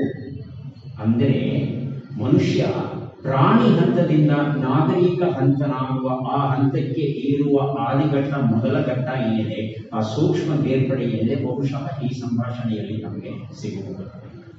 ಇಲ್ಲ, ಸೋದರರನ್ನ ಕೂಡುವ ಹಾಗಿಲ್ಲ ಅನ್ನೋ ಒಂದು ಪರಿಕಲ್ಪನೆ ಇಲ್ಲಿ ಬರುತ್ತೆ. ಹಾಗಾಗಿ ಮನುಷ್ಯನ ಲೈಂಗಿಕ ಪ್ರವೃತ್ತಿಯ, ಸಂತಾನವರ್ಧನ ರೀತಿಯ ಒಂದು ಭಿನ್ನತೆ ಆರಂಭವಾದದ್ದು ಈ ಒಂದು ಸಂಭಾಷಣೆಯಲ್ಲಿ ಕಂಡುಬರುತ್ತದೆ. ಹೀಗೆ ಆದಿಮಾನವ ಒಂದೊಂದು ಮಾಧ್ಯಮವನ್ನ ಬಳಸಿಕೊಂಡು ಒಂದೊಂದು ರೀತಿ ತನ್ನ ಅಭಿವ್ಯಕ್ತಿಯನ್ನ ವ್ಯಕ್ತಪಡಿಸೋಕೆ ಶುರು ಮಾಡ್ತಾನೆ. ಈ ರೀತಿಯಾದ ನಾನಾ ಅಭಿವ್ಯಕ್ತಿ ಮಾಧ್ಯಮಗಳಲ್ಲಿ ಶೈಲ ಚಿತ್ರಗಳು ಸಹ ಒಂದು ಮಾಧ್ಯಮ. ಶೈಲ ಅಂದರೆ ಬೆಟ್ಟ, ಸಂಸ್ಕೃತ ಭಾಷೆಯಲ್ಲಿ ಶೈಲ ಅಂದರೆ ಬೆಟ್ಟ. ಬಂಡೆ, ಗುಡ್ಡ, ಗುಹೆ ಹೀಗೆಲ್ಲ ಅರ್ಥಗಳನ್ನು ಹಿಂಚಬಹುದು ನಾವು. ಚಿತ್ರಗಳು, ಚಿತ್ರಗಳನ್ನ ಬರೀತಾರೆ. ಹಾಗಾಗಿ ತನ್ನ ಅನಿಸಿಕೆಗಳನ್ನೆಲ್ಲ ಗುಹೆಗಳ ಮೇಲೆ ಬರೆಯೋಕೆ ಶುರು ಮಾಡೋದಕ್ಕೆ ಅಗತ್ಯವಾದ ಬಣ್ಣಗಳನ್ನು ಅವನೇ ಹುಡುಕೋತಾನೆ. ಹಿಮಟೈಟ್ ಅಂತ ಕಬ್ಬಿಣದ ಅದಿರು ಇರ್ತಕ್ಕಂಥ ಮಣ್ಣು ಏನಿದೆ, ಹಿಮಟೈಟ್ ಅಂತ ಕರೀತೇವೆ, ಪ್ರಜ್ವಲ ಕೆಂಪು ಬಣ್ಣ, ಅದನ್ನ ಬರೀತಾನೆ. ಇದ್ದಲನ್ನ ಬಳಸ್ತಾನೆ, ಬಿಳಿ ಬಣ್ಣವನ್ನ, ಸುಣ್ಣವನ್ನ, ಹೀಗೆ ನಾನಾ ರೀತಿ. ಇವೆಲ್ಲ ಪ್ರಾಣಿಗಳ ರಕ್ತದಲ್ಲಿ ಬೆರೆಸ್ಬಿಟ್ಟೇನೋ ಮಾಡ್ತಾನೆ. ವಿಶಿಷ್ಟವಾದ ರಾಸಾಯನಿಕ ಸಂಯೋಜನೆ. ಯಾಕಂದ್ರೆ 40,000 ವರ್ಷಗಳ ಹಿಂದೆ ಬಂದಂತ ವರ್ಣಚಿತ್ರಗಳು ಈಗ ಬಂದಿದ್ದಾವೇನೋ ಅನ್ನುವ ಹಾಗೆ ಉಜ್ವಲ ಬಣ್ಣವನ್ನ ಇವತ್ತೂ ಉಳಿಸ್ಕೊಂಡಿದೆ. ಅಂದ್ರೆ ಅಂತಹ ರಾಸಾಯನಿಕ ಸಂಯೋಜನೆ ಏನು ಮಾಡಿದ್ರು ಗೊತ್ತಾ ಇಲ್ಲ ಇನ್ನು ನಮಗೆ. ಹೀಗಿರ್ಬೋದು, ಹಾಗಿರ್ಬೋದು ಅಂತ ಲೆಕ್ಕಾಚಾರ ಹಾಕಿದ್ವೇ ಹೊರತು ಇದೇ ಸಂಯೋಜನೆ ಇದೇ ಅದರ ರಾಸಾಯನಿಕ ಸಂಯೋಜನತೆಗಳ ಪ್ರಭುವಾಗಿದೆ. ಹಾಗಾಗಿ ಚಿತ್ರಗಳನ್ನು ಬಿಡಿಸೋಕೆ ಶುರು. ಇದು ಯಾಕೆ ಶೈಲ ಚಿತ್ರಗಳು ಆರಂಭವಾಯಿತು, ಯಾವಾಗ ಆರಂಭವಾಯಿತು ಅನ್ನೋದಕ್ಕೆ ಒಂದು ನೇರವಾದ ಪುರಾವೆ ಇದೆ. ಹಾಗಾಗಿ ಜಗತ್ತಿನ ಬೇರೆ ಬೇರೆ ಭಾಗಗಳಲ್ಲಿ ಕಂಡುಬರುವ ಶೈಲಚಿತ್ರಗಳನ್ನು ಅಧ್ಯಯನ ಮಾಡುತ್ತಂದ್ರೆ ಆದಿ ಮನುಷ್ಯನ ಬದುಕು ಹೇಗಿದ್ದಿರಬಹುದು ಅನ್ನೋದು ಗೊತ್ತಾಗೋದ್ರ ಜೊತೆಗೆ ಯಾವ ಯಾವ ಪ್ರಾಣಿಗಳು ಯಾವ ಯಾವ ಭೌಗೋಳಿಕ ಪ್ರದೇಶದಲ್ಲಿ ವಾಸವಾಗಿದ್ದವು ಅನ್ನೋದು ನಮಗೆ ಗೊತ್ತಾಗುತ್ತೆ. ಇವತ್ತು ಖಡ್ಗಮೃಗ ಅಸ್ಸಾಂನ ಕೆಲವು ಅಭಯಾರಣ್ಯಗಳಿವೆ. ಅಂದು ಮಧ್ಯಪ್ರದೇಶದಲ್ಲೂ ಖಡ್ಗಮೃಗ ಇತ್ತು. ಯಾಕಂದ್ರೆ ಖಡ್ಗಮೃಗವನ್ನ ಬೇಟೆಯಾಡ್ತಾ ಇರುವ ಚಿತ್ರ ಅಲ್ಲಿ ಮಧ್ಯಪ್ರದೇಶದ ಗುಹೆಯಲ್ಲಿ ಕಂಡುಬಂತು. ಹೀಗೆ ಅಂದಿನ ಬದುಕು ಹೇಗಿದ್ದಿರಬಹುದು ಅನ್ನುವುದರ ಸಂಪೂರ್ಣ ಮಾಹಿತಿ ನಮಗೆ ದೊರೆಯಿತು. ಇದರ ಜೊತೆಗೆ ತನಗೆ ಸಂತೋಷವಾದಾಗ ಏನ್ ಮಾಡ್ತಾ ಇದ್ದ? ನರ್ತನ ಮಾಡ್ತಾ ಇದ್ದ. ಹೇಗೆ ನರ್ತನ ಮಾಡ್ತಿದ್ದ ಅದರ ಚಿತ್ರಗಳು. ಒಬ್ಬನೇ ಕುಣಿಯೋದು ಬೇರೆ, 10-20 ಜನ ಸೇರಿ ಕುಣಿಯೋದು ಬೇರೆ. 10-20 ಜನ ಸೇರಿ ಹೇಗೆ ಕುಣಿತಾ ಇದ್ರು ಅದರ ಚಿತ್ರ. ಹೀಗೆ ಮನುಷ್ಯನ ಮೂಲ ಗುಣ, ಆ ಸಂತೋಷ ಪಡುವ ಗುಣ, ಆನಂದ ಪಡುವ ಗುಣ ನೋಡಿ, ಯಾವುದಾದ್ರೂ ಅದ್ಭುತವನ್ನು ನೋಡಿ ಭಯಚಕಿತನಾಗಿ ಆಶ್ಚರ್ಯಚಕಿತನಾಗಿ ನೋಡ್ತಾ ಆನಂದಿಸುವ ಗುಣ ಏನಿದೆ ಅವೆಲ್ಲವೂ ಕಂಡುಬರುತ್ತದೆ. ಮೊದಲ ಬಾರಿಗೆ ಇದನ್ನ ಕಂಡಾಗ ಆಕಂಠದವರಿಗೆ ಏನು ದಿಗ್ಭ್ರಮೆ ಆಗುತ್ತಂದ್ರೆ ಎಲ್ಲ ಕಡೆಯೂ ನೋಡ್ಲಿಕ್ಕೆ ಶುರು ಮಾಡ್ತಾರೆ. ಪಾಶ್ಚಾತ್ಯ ದೇಶಗಳಲ್ಲಿ ಏನು ಶೈಲಚಿತ್ರಗಳು ದೊರೆತಿವೆ, ಒಂದು ಗುಹೆಯಲ್ಲಿ 3 ಚಿತ್ರನೋ 4 ಚಿತ್ರನೋ 10 ಚಿತ್ರನೋ ಸಿಕ್ಕಿದ್ರೆ ಅದೇ ದೊಡ್ಡ ಆಸ್ತಿ ಅಂತ ಅವರು ಏನು ಹೆಮ್ಮೆಯಿಂದ ಹೇಳ್ಕೊಂಡಿದ್ದಾರೆ. ಆದರೆ ವಾಕಂಠರು ಪ್ರವೇಶಿಸಿದ ಮೊದಲ ಗುಹೆಯಲ್ಲಿ ಎಷ್ಟು ಚಿತ್ರಗಳಿದೆ ನೂರಾರು ಲೆಕ್ಕ ಹಾಕಲಿಕ್ಕೆ ಸಾಧ್ಯವಿಲ್ಲ. ನೀವು ಕಲ್ಪಿಸಿಕೊಳ್ಳಬಹುದಾದ ಎಲ್ಲ ಚಿತ್ರಗಳು ಕಂಡು ಬರುತ್ತೆ. ಅದರಲ್ಲೂ ಮನುಷ್ಯನ ಸ್ವಭಾವಕ್ಕೆ ಭಾವನೆಗಳನ್ನು ಅಭಿವ್ಯಕ್ತಪಡಿಸಲಿಕ್ಕೆ ಯಾವ ಯಾವ ರೀತಿ ಆಂಗಿಕಗಳನ್ನು ಬಳಸ್ತಾ ಇದ್ದ ಎಲ್ಲವೂ ಅದನ್ನ ನೋಡ್ಬಿಟ್ಟು ಅದನ್ನ ರಂಗಮಂದಿರ, ಆಡಿಟೋರಿಯಂ ಅಂತ ಹೆಸರು ಕೊಡ್ತಾ ಇದ್ದಾರೆ ವಾಕಂಠರು. ಯಾಕೆಂದ್ರೆ ಮನುಷ್ಯ ತನ್ನ ಭಾವನೆಗಳನ್ನ ಅಷ್ಟು ಚೆನ್ನಾಗಿ ನೃತ್ಯ ರೂಪಗಳನ್ನ, ವಿವಿಧ ಭಂಗಿಗಳನ್ನ 10 ಜನ ಸೇರಿ ಮಾಡುವ ನೃತ್ಯದಿಂದ ಹಿಡಿದು ಒಬ್ಬರು ಇಬ್ಬರು ಮಾಡೋದ್ರಿಂದ ಎಲ್ಲವನ್ನೂ ಗಮನಿಸ್ತಾರೆ. ಹೀಗೆ ಶೈಲ ಚಿತ್ರಗಳು ಏನಿದೆ ಮನುಷ್ಯನ ಅಭಿವ್ಯಕ್ತಿಯ ಮಾಧ್ಯಮ ಅನ್ನೋದನ್ನ ಎಲ್ಲರೂ ಸಹ ಒಪ್ಕೊಳ್ತಾರೆ.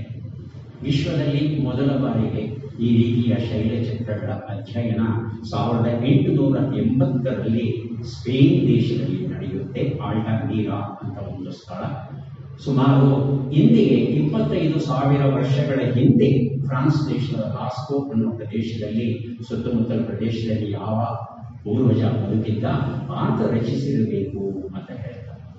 ಕಾಕತಾಳೀಯವಾಗಿ ಹೆಚ್ಚು ಕಡಿಮೆ ಅದೇ ವರ್ಷದಲ್ಲೇ 1880ರಲ್ಲಿನೇ ಭಾರತದಲ್ಲೂ ಸಹ ಶೈಲ ಚಿತ್ರಗಳಿವೆ ಅನ್ನೋ ವಿಚಾರವನ್ನ ಜೆ ಕಾಕ್ಬರ್ನ್ ಮತ್ತು ಆರ್ಕಿಬಾಲ್ಡ್ ಕಾರ್ಲೈಲ್ ಅಂತಕ್ಕಂಥ ಇಬ್ಬರು ಮಧ್ಯಪ್ರದೇಶದ, ಇಂದಿನ ಮಧ್ಯಪ್ರದೇಶದ ಮಿರ್ಜಾಪುರ್ ಅನ್ನೋ ಸ್ಥಳದಲ್ಲಿ ಇರ್ತಕ್ಕಂಥ ಗುಹೆಗಳಲ್ಲಿ ಗಮನಿಸ್ತಾರೆ.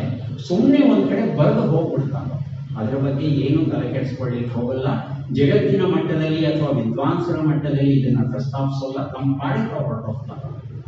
ಆದರೆ ಅವರು ದಾಖಲಿಸಿದ್ದಂತೂ ಇತ್ತು. ಹಾಗಾಗಿ ನಮಗೆ ಸ್ವಾತಂತ್ರ್ಯ ಬರೋದಕ್ಕೆ ಮೊದಲು ಈ ಶೈಲ ಚಿತ್ರಗಳು ಅಂತ ಏನಿದ್ರು ಅಲ್ಲೊಬ್ರು ಇಲ್ಲೊಬ್ರು ಬ್ರಿಟಿಷರು ಗಮನಿಸಿದ್ದಿರ ಹೊರತು ಸ್ಥಳೀಯರು ಸಹ ಗಮನಿಸಿದ್ದಾರೆ. ಆದರೆ ಯಾರಿಗೂ ಅದರ ಬಗ್ಗೆ ಆಸಕ್ತಿ, ಕುತೂಹಲ ಬಂದಿರಲಿಲ್ಲ, ಯಾರಲ್ಲೂ ಹೇಳ್ಕೊಂಡಿರಲಿಲ್ಲ. ಹಾಗಾಗಿ ಅದು ಕಾಲಗರ್ಭದಲ್ಲಿ ಹಾಗೆ ಕೂತು ಕೊನೆಗೆ ಸ್ವಾತಂತ್ರ್ಯ ನಂತರದ ಭಾರತದಲ್ಲಿ 1957ರಲ್ಲಿ ವಾಕಂಠರವರು ಭೀಮ್ಬೇಟ್ಕಾ ಗುಹೆಗಳ ಅನ್ವೇಷಣೆ ಮಾಡೋದ್ರ ಮೂಲಕ ಈ ಶೈಲ ಚಿತ್ರಗಳ ಅಪಾರ ಸಂಪತ್ತು ಏನು ಭಾರತದಲ್ಲಿದೆ ಅದನ್ನ ಜಗತ್ತಿಗೆ ತಿಳಿಸೋದಕ್ಕೆ ಅವರು ಪ್ರಯತ್ನಿಸ್ತಾರೆ. ಭೀಮ್ಬೇಟ್ಕಾ ಅನ್ನೋ ಸ್ಥಳ ಮಧ್ಯಪ್ರದೇಶದ ಭೂಪಾಲಿನಿಂದ 55 ಕಿಲೋಮೀಟರ್ ದೂರದಲ್ಲಿ 2 ಸ್ಥಳಗಳಿವೆ. ಒಂದು ಉಬೇದುಲ್ಲಾಗಂಜ್ ಅಂತ, ಇನ್ನೊಂದು ಬಾರ್ಖೇಡ್ ಅಂತಕ್ಕಂಥ ರೈಲು ನಿಲ್ದಾಣಗಳು. ಈ 2 ರೈಲು ನಿಲ್ದಾಣಗಳ ಹೆಚ್ಚು ಕಡಿಮೆ ಮಧ್ಯಭಾಗದಲ್ಲಿ ಈ ಭೀಮ್ಬೇಟ್ಕ ಗುಹೆಗಳಿಗೆ ಹೋಗೋದಕ್ಕೆ ದಾರಿ ಇದೆ. ಇದನ್ನ ಅವರು ಗಮನಿಸ್ತಾರೆ. ಆದರೆ ಹೇಗೆ ಗೊತ್ತಾಯಿತು ವಾಕಣ್ಕರ್ಗೆ ಭೀಮ್ಬೇಟ್ಕದಲ್ಲಿ ಗುಹೆಗಳು ಇವೆ? ಹೆಸರು ವಿಚಿತ್ರವಾಗಿದೆ. ಭೀಮ್ಬೇಟ್ಕ ಅಂದರೆ ಭೀಮ ಕುಳಿತುಕೊಳ್ಳುತ್ತಿದ್ದ ಸ್ಥಳ. ಭೀಮ್ಬೇಟ್ಕ ಅಂದರೆ ಅವರ ಭಾಷೆ. ಭೀಮ ಯಹಾ ಬೈತಾತ ಅಥವಾ ಏನೋ ಒಂದು ಆ ರೀತಿಯಾದ ಅರ್ಥ ಬರುವಂತ. ಹಾಗಾಗಿ ರಾಮಾಯಣ ಮಹಾಭಾರತ ಇತ್ಯಾದಿಗಳ ಜೊತೆ ಸಂಪರ್ಕ ಇದೆ ಅಲ್ಲಿನ ಸ್ಥಳೀಯ ಕಾರಣ. ಆದರೆ ವಾಕಣ್ಕರ್ಗೆ ಹೇಗೆ ಗೊತ್ತಾಯಿತು ಈ ಸ್ಥಳ ಅನ್ನೋದ್ರ ಬಗ್ಗೆ ಎರಡು ವಿವರಣೆ ಸಿಗುತ್ತೆ ನಮಗೆ. ಈ ಎರಡು ವಿವರಣೆಯಲ್ಲಿ ಯಾವುದು ಸರಿಯಾದ ವಿವರಣೆ ಅಥವಾ ಎರಡೂ ಸುಳ್ಳ ಅಥವಾ ಎರಡೂ ಸತ್ಯದ ಮಿಶ್ರಣ ಗೊತ್ತಿಲ್ಲ. ಆ ಎರಡೂ ಕಥೆಗಳನ್ನು ನಿಮ್ಮ ಮುಂದೆ ಇಡೋದಕ್ಕೆ ಪ್ರಯತ್ನಿಸ್ತೇನೆ. ಮೊದಲನೇ ವಿವರಣೆ ಕೊಡೋದು ನಮ್ಮವರೇ ಆದಂಥ ಕೃಷ್ಣಾನಂದ ಕಾಮತ್. ಕೃಷ್ಣಾನಂದ ಕಾಮತ್ ಬಹುದೊಡ್ಡ ಲೇಖಕರು, ವಿಜ್ಞಾನದ ಬಗ್ಗೆ ಸೊಗಸಾಗಿ ಬರೆದಿದ್ದಾರೆ. ಕನ್ನಡದಲ್ಲಿ ವಿಜ್ಞಾನ ಲೇಖಕರು ಅಂತ ಪ್ರಸ್ತಾಪಿಸ್ತಾ ಇದ್ದ ಹಾಗೆ ನಮ್ಮ ಮನಸ್ಸಲ್ಲಿ ಮೂಡುವಂತಹ ಚಿತ್ರಗಳು ಅಂತ ಹೇಳಿದ್ರೆ VGL ಸ್ವಾಮಿ, ರಾಶಿ, ಶಿವರಾಮ್ ಕಾರಂತ ಇಂಥವ್ರು. ಹೆಚ್ಚು ಕಡಿಮೆ ಅವರ ಸ್ಥಾನದಲ್ಲಿ ಸಮಸ್ಥಾನದಲ್ಲಿ ನಿಲ್ಲಬಹುದಾದಂಥ ಯೋಗ್ಯತೆ ಉಳ್ಳಂತ ಸ್ನಾತಕೋತ್ತರ ಪದವೀಧರ ಕೃಷ್ಣಾನಂದ ಕಾಮತ್. ಮಧ್ಯಪ್ರದೇಶದಲ್ಲಿ ಬಸ್ತರ್ ಅಂತ ಒಂದು ಸ್ಥಳ, ಅಲ್ಲಿ ಹುಡುಗಾಡು ಜನರಿರ್ತಾರೆ. ಆ ಹುಡುಗಾಡು ಜನರ ಜೊತೆ ಸೇರಿಕೊಂಡು ಅಧ್ಯಯನ ಮಾಡ್ತಾ ಅದ್ಭುತವಾದ ಸಾಹಿತ್ಯವನ್ನು ಕೊಟ್ಟಿದ್ದಾರೆ. ಅವರ ಮಡದಿ ಜ್ಯೋತ್ಸ್ನಾ ಕಾಮತ್. ಅವರು ಆಕಾಶವಾಣಿಯ ಪ್ರಧಾನ ನಿರ್ದೇಶಕಿಯಾಗಿ ಇದ್ದು ಈಗ ನಿವೃತ್ತಿ ಜೀವನ ಅನುಭವಿಸ್ತಾ ಇದ್ದಾರೆ. ಇತ್ತೀಚೆಗೆ ಅವ್ರ ಬಗ್ಗೆನೂ ಪತ್ರಿಕೆಗಳಲ್ಲಿ ಬಂದಿತ್ತು. ಕೃಷ್ಣಾನಂದ ಕಾಮತ್ ಅವರಿಗೆ ಮೊದಲ ಬಾರಿಗೆ ಗೊತ್ತಾಗುತ್ತೆ. ಅವರು ಮಧ್ಯಪ್ರದೇಶದಲ್ಲೇ ಅಧ್ಯಯನ ಮಾಡ್ತಿರ್ತಾರೆ. ಯಾರೋ ಹೇಳ್ತಾರೆ, ಯಾವನೋ ಹುಚ್ಚ ಇಲ್ಲಿ ಬರ್ತಾನಂತೆ, ಕಾಡಲ್ಲೆಲ್ಲ ಗುಹೆನಲ್ಲೆಲ್ಲ ಇರ್ತಾನಂತೆ, ಕಾಡಲ್ಲೆಲ್ಲ ಒಬ್ಬನೇ ತಾಳ್ತಾನಂತೆ, ಅದೇನೋ ಚಿತ್ರ ಅಂತೆ ಗುಹೆಯಲ್ಲಂತೆ. ಈಗ ಅಲ್ಲಿ ಜನ ಮಾತನಾಡ್ಕೊಳ್ಳೋದೆಲ್ಲ ಕೇಳಿಸುತ್ತೆ ಕೃಷ್ಣಾನಂದ ಕಾಮತ್. ಕಾಮತ್ ಬಹಳ ಕಷ್ಟಪಟ್ಟು ಹುಡುಕೊಂಡು ಹೋಗ್ತಾರೆ ವಾಕಣ್ಕರ್ನ ಹುಡುಕೊಂಡು ಹೋಗಿ ಅವ್ರ ಜೊತೆ ಮಾತುಕತೆ ಆಡುವಾಗ ಎಂತಹ ಅದ್ಭುತವಾದ ಕೆಲಸವನ್ನು ವಾಕಣ್ಕರ್ ಮಾಡ್ತಾ ಇದ್ದಾರೆ ಅನ್ನೋದು ಕೃಷ್ಣಾನಂದ ಅವರಿಗೆ ಗೊತ್ತಾಗುತ್ತೆ. ಆಗ ಅವರು ನಮಗೆ ಹೇಗೆ ಇವರಿಗೆ ಭೀಮ್ಬೇಟ್ಕ ಗುಹೆ ಗೊತ್ತಾಯಿತು ಅನ್ನೋ ಬರಹವನ್ನ ಕಾಮತ್ರು ಇಂಗ್ಲಿಷಲ್ಲೂ ಬರೆದಿದ್ದಾರೆ. ಅವರೇ ಅದನ್ನು ಕನ್ನಡಕ್ಕೂ ಅನುವಾದ ಮಾಡಿದ್ದಾರೆ. ಅದರ ಸಾರಾಂಶ ಇಷ್ಟೇನೆ. ನಾಗಪುರದಿಂದ ಇಟಾರ್ಸಿಗೆ ಹೋಗ್ತಾ ಇರ್ತಾರೆ ರೈಲಲ್ಲಿ ವಾಕಣ್ಕರ್ ಅವರು. ಎಲ್ಲೋ ಒಂದು ಕಡೆಗೆ ಅರ್ಥ ಪ್ರೇರಣೆಯಾಗುತ್ತಂತೆ ಅವರಿಗೆ. ಇಂಟ್ಯೂಷನ್ ಅಂತ ನಾವು ಹೇಳ್ತೇವೆ. ಆ ಇಂಟ್ಯೂಷನ್ ಎಲ್ಲಿ ಈ ಎರಡು ರೈಲ್ವೆ ನಿಲ್ದಾಣಗಳಿದೆಯಲ್ಲ, ಉಬೇದುಲ್ಲಾ ಗಂಜ್ ಮತ್ತು ಬಾರ್ಖೇಡ ಆಗ್ತಕ್ಕಂಥ ಈ ಎರಡೂ ನಿಲ್ದಾಣಗಳ ಮಧ್ಯೆ ಬಿಯಾನ್ಪುರ್ ಅಂತ ಒಂದು ಸ್ಥಳ ಬರುತ್ತೆ. ಆ ಬಿಯಾನ್ಪುರ್ ಹತ್ರ ಬರ್ತಾ ಇದ್ದ ಹಾಗೆ ಇವರಿಗೆ ಅರ್ಥ ಪ್ರೇರಣೆಯಾಗುತ್ತೆ. ಕಿಟಕಿಯಿಂದ ಹೊರಗಡೆ ನೋಡ್ತಾರೆ, ದಟ್ಟವಾದ ನಿತ್ಯ ಹರಿದ್ವರ್ಣ ಕಾಡು. ಆ ಕಾಡನ್ನು ಭೇದಿಸಿಕೊಂಡು ಮುಗಿಲನ್ನು ಮುಟ್ಟಲು ಪ್ರಯತ್ನಿಸ್ತಾ ಇರ್ತಕ್ಕಂಥ ಗೋಡುಗಲ್ಲುಗಳು, ಶಿಖರಗಳು, ಅದನ್ನೆಲ್ಲ ನೋಡ್ತಾ ಇದ್ದ ಹಾಗೆ ಅವರ ಮನಸ್ಸು ಹೇಳುತ್ತೆ, ಇಲ್ಲಿ ಗುಹೆಗಳು ಇರಲೇಬೇಕು, ಗುಹೆಗಳಿಗೆ ಚಿತ್ರಗಳಿರಬೇಕು, ನಾನು ನೋಡಬೇಕು ಇವನ್ನ ಅಂತ ಆ ಕ್ಷಣದಲ್ಲಿ ನಿರ್ಣಯಿಸಿಕೊಂಡು ಮುಂದಿನ ನಿಲ್ದಾಣದಲ್ಲಿ ಇಳಿದು ಒಬ್ಬರೇ ನಡ್ಕೊಂಡು ಹೋಗ್ಬಿಡ್ತಾರೆ ಕಾಡಿನ ಒಳಗೆ. ಇದು ಕೃಷ್ಣಾನಂದ ಕಾಮತ್ ಅವರು ಕೊಡುವಂತಹ ವಿವರಣೆ. ಎರಡನೇ ವಿವರಣೆಯನ್ನ ಇಂದೂರ್ಕರ್ ಅಂತ ವಾಕಣ್ಕರ್ ಅವರ ಬಗ್ಗೆ ಸಾಕಷ್ಟು ಅಧ್ಯಯನ ಮಾಡಿ ಅವರ ಕೃತಿಗಳನ್ನೆಲ್ಲ ಪರಿಶೀಲನೆ ಮಾಡಿ ಅವರು ಕೊಡುವಂತ ಒಂದು ಕಥೆ ಹೆಚ್ಚು ಕಡಿಮೆ ಹೀಗೆ, ಸ್ವಲ್ಪ ಬದಲಾವಣೆ ಇದೆ. ಅವರು ಹೇಳೋ ಪ್ರಕಾರ ಹೀಗೇನೆ ಇವರು ನಾಗಪುರದಿಂದ ಇಟಾರ್ಸಿಗೆ ಪ್ರಯಾಣ ಮಾಡ್ತಾ ಇರ್ತಾರೆ. ಮಾಡ್ತಾ ಇರಬೇಕಾದ್ರೆ ಈ ಬಿಯಾನ್ಪುರ್ ಅನ್ನೋ ಸ್ಥಳ ಏನ್ ಬರುತ್ತೆ, ಅಲ್ಲಿ ಬಂದಾಗ ಎಷ್ಟು ಚೆನ್ನಾಗಿದೆ ಕಾಡು, ಇದು ಹಾಗೆ ಹೀಗೆ ಅಂತೇನೋ ಹೇಳುವಾಗ ಜೊತೆ ಒಬ್ಬ ಸಹ ಪ್ರಯಾಣಿಕ ಇರ್ತಾನೆ. ಕಾಡು ಚೆನ್ನಾಗಿದೆ, ಆ ಗುಹೆಗಳು ಇವೆ, ಗುಹೆಗಳಲ್ಲೆಲ್ಲ ಏನೇನೋ ಬರೆದಿದ್ದಾರಂತೆ, ಅಷ್ಟೇ ಕ್ರೂರ ಮೃಗಗಳಿವೆ ಅಂತೆ, ತಿಂದಾಡ್ಬಿಡುತ್ತೆ ಅಂತ ಏನೋ ಕಥೆ ಹೇಳ್ತಾ ಹೋಗ್ತಾರೆ. ಹೌದಾ? ಗುಹೆಗಳಿದೆಯಾ, ಚಿತ್ರಗಳಿದೆಯಾ, ನೋಡ್ಬೇಕಲ್ಲ, ಇಳಿಬಹುದಾ? ಅಯ್ಯೋ ಆಗೋದಿಲ್ಲ, ಇಲ್ಲಿ ರೈಲು ಹೋಗ್ತಾ ಇದೆ, ಮುಂದೆ ಒಂದು ಒಬೇದುಲ್ಲಾ ಗಂಜ್ ಅಂತ ಬರುತ್ತೆ, ಅಲ್ಲಿ ಇಳಿದ್ಬಿಟ್ಟು ಹೋಗ್ಬೇಕು. ಆದ್ರೆ ಅಲ್ಲಿ ಇಳಿದ್ರೆ ತುಂಬಾ ದೂರ ಆಗುತ್ತೆ, ಇಲ್ಲಿಂದ ಹೋದ್ರೆ ಬಹಳ ಸುಲಭ. ಹಾಗಾದ್ರೆ ಹೇಗೆ ಹೋಗೋದು? ನನಗೊತ್ತೋ ಒಂದು ಐಡಿಯಾ, ನಾನು ಹಾಗೆ ಹಿಡಿಯೋದು. ನಾನೇನು ಒಬೇದುಲ್ಲಾ ಗಂಜಿಗೆ ಹೋಗ್ತಾ ಇಲ್ಲ, ಬಿಯಾನ್ಪುರ್ಗೆ ನಾನು ಹೋಗ್ಬೇಕು. ಹೇಗೆ ಹೋಗ್ತೀಯಾ? ಏನಿಲ್ಲ, ಮುಂದೆ ಒಂದು ದೊಡ್ಡ ತಿರುವು ಬರುತ್ತೆ. ಆ ತಿರುವು ಬಂದಾಗ ರೈಲು ನಿಧಾನವಾಗುತ್ತೆ. ನಿಧಾನವಾದಾಗ ನಾನು ಹೋಗ್ಬಿಡ್ತೀನಿ.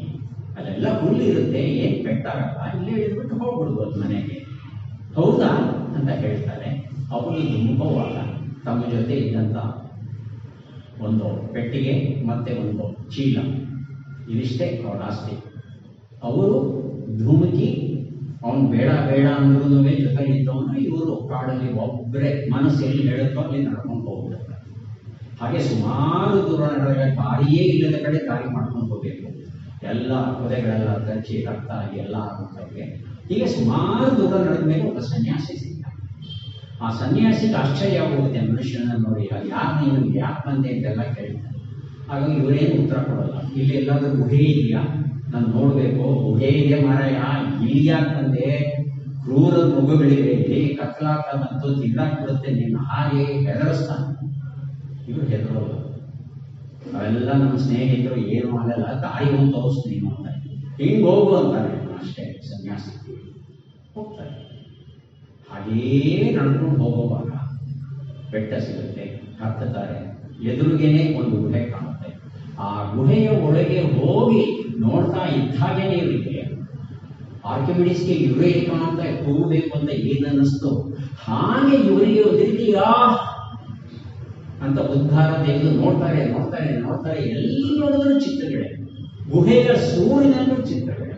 ಎಲ್ಲ ಕಡೆ ಗುಹೆಯ ಗೋಡೆಗಳ ಮೇಲೆ ಕಂಡು ಬಂದ್ರೆ ಈ ಸೂರಲ್ಲೂ ಚಿತ್ರಗಳಿವೆ. ಅಷ್ಟು ಎತ್ತರವಾದ ಸೂರ್ಯನ ತಲುಪಿ ಅಲ್ಲಿ ಚಿತ್ರವನ್ನು ಬರೆದಾಗ ಹೇಗೆ ಬರೆದಿರಬಹುದು ಪೂರ್ವಜ? ಆಶ್ಚರ್ಯವಾಗೋಗುತ್ತೆ. ಯಾರ ಹತ್ರ ಹಂಚ್ಕೋಬೇಕು ಅಂತ ಗೊತ್ತಾಗಲ್ಲ. ಅಷ್ಟು ಸಂತೋಷದಿಂದ ಅವರು ಆ ರಾತ್ರಿಯನ್ನ ಅಲ್ಲಿ ಬಹಳ ಕಷ್ಟಪಟ್ಟು ಕಳೀತಾರೆ. ಹೀಗೆ ಭೀಮಬೇಟಕವನ್ನ ಕಂಡು ಹಿಡಿದ್ರು ಅಂತ ಎರಡು ಪ್ರಕರಣಗಳ, ಎರಡು ಕಥೆಗಳ ವಿವರ ದೊರೆಯುತ್ತೆ. ಏನಾದರೂ ಆಗಲಿ, ಸತ್ಯ ಏನೇ ಆಗಿರಲಿ, ಆದರೆ ಒಬ್ಬರೇ ಬಹಳ ಶ್ರಮವಹಿಸಿ ಭೀಮಬೇಟಕ ಕಂಡು ಹಿಡಿದ್ರು ಅನ್ನೋದಂತೂ ನಿಜ. ಹಾಗಾಗಿ ಅದರ ಬಗ್ಗೆ ನಾವು ಒಂದಷ್ಟು ತಿಳ್ಕೊಳ್ಳೋಕ್ಕೆ ಪ್ರಯತ್ನಿಸೋಣ. ಈ ಭೀಮಬೇಟಕ ಅಂತ ಏನಿದೆ, ಈ ಪ್ರದೇಶ 1850 ಹೆಕ್ಟೇರ್ ಚದರ ಹೆಕ್ಟೇರ್ ಇರುವಂತಹ ವಿಶಾಲವಾದ ಪ್ರದೇಶ. ಈ ಪ್ರದೇಶದಲ್ಲಿ ಸುಮಾರು 750 ಗುಹೆಗಳಿವೆ. 750 ಗುಹೆಗಳಲ್ಲಿ 425 ಗುಹೆಗಳಲ್ಲಿ ಶಿಲಾಚಿತ್ರಗಳಿವೆ. 1971ರಿಂದ 72ರವರೆಗೆ ಪಟ್ಟು ಹಿಡಿದು ಅಲ್ಲೇ ಕೂತು ಎಲ್ಲವನ್ನ ಅಧ್ಯಯನ ಮಾಡ್ತಾರೆ ವಾಕಣ್ಕರ್ ಅವರು. ಅದನ್ನೆಲ್ಲ ಅಧ್ಯಯನ ಮಾಡಿ ಒಂದು ಪ್ರಾಥಮಿಕ ವರದಿಯನ್ನ ಆರ್ಕಿಯಾಲಜಿ ಆಫ್ ಇಂಡಿಯಾ ಅನ್ನೋ ಪತ್ರಿಕೆಯಲ್ಲಿ ಪ್ರಕಟಿಸ್ತಾರೆ. ಇಡೀ ಜಗತ್ತಿಗೆ ಗೊತ್ತಾಗುತ್ತೆ.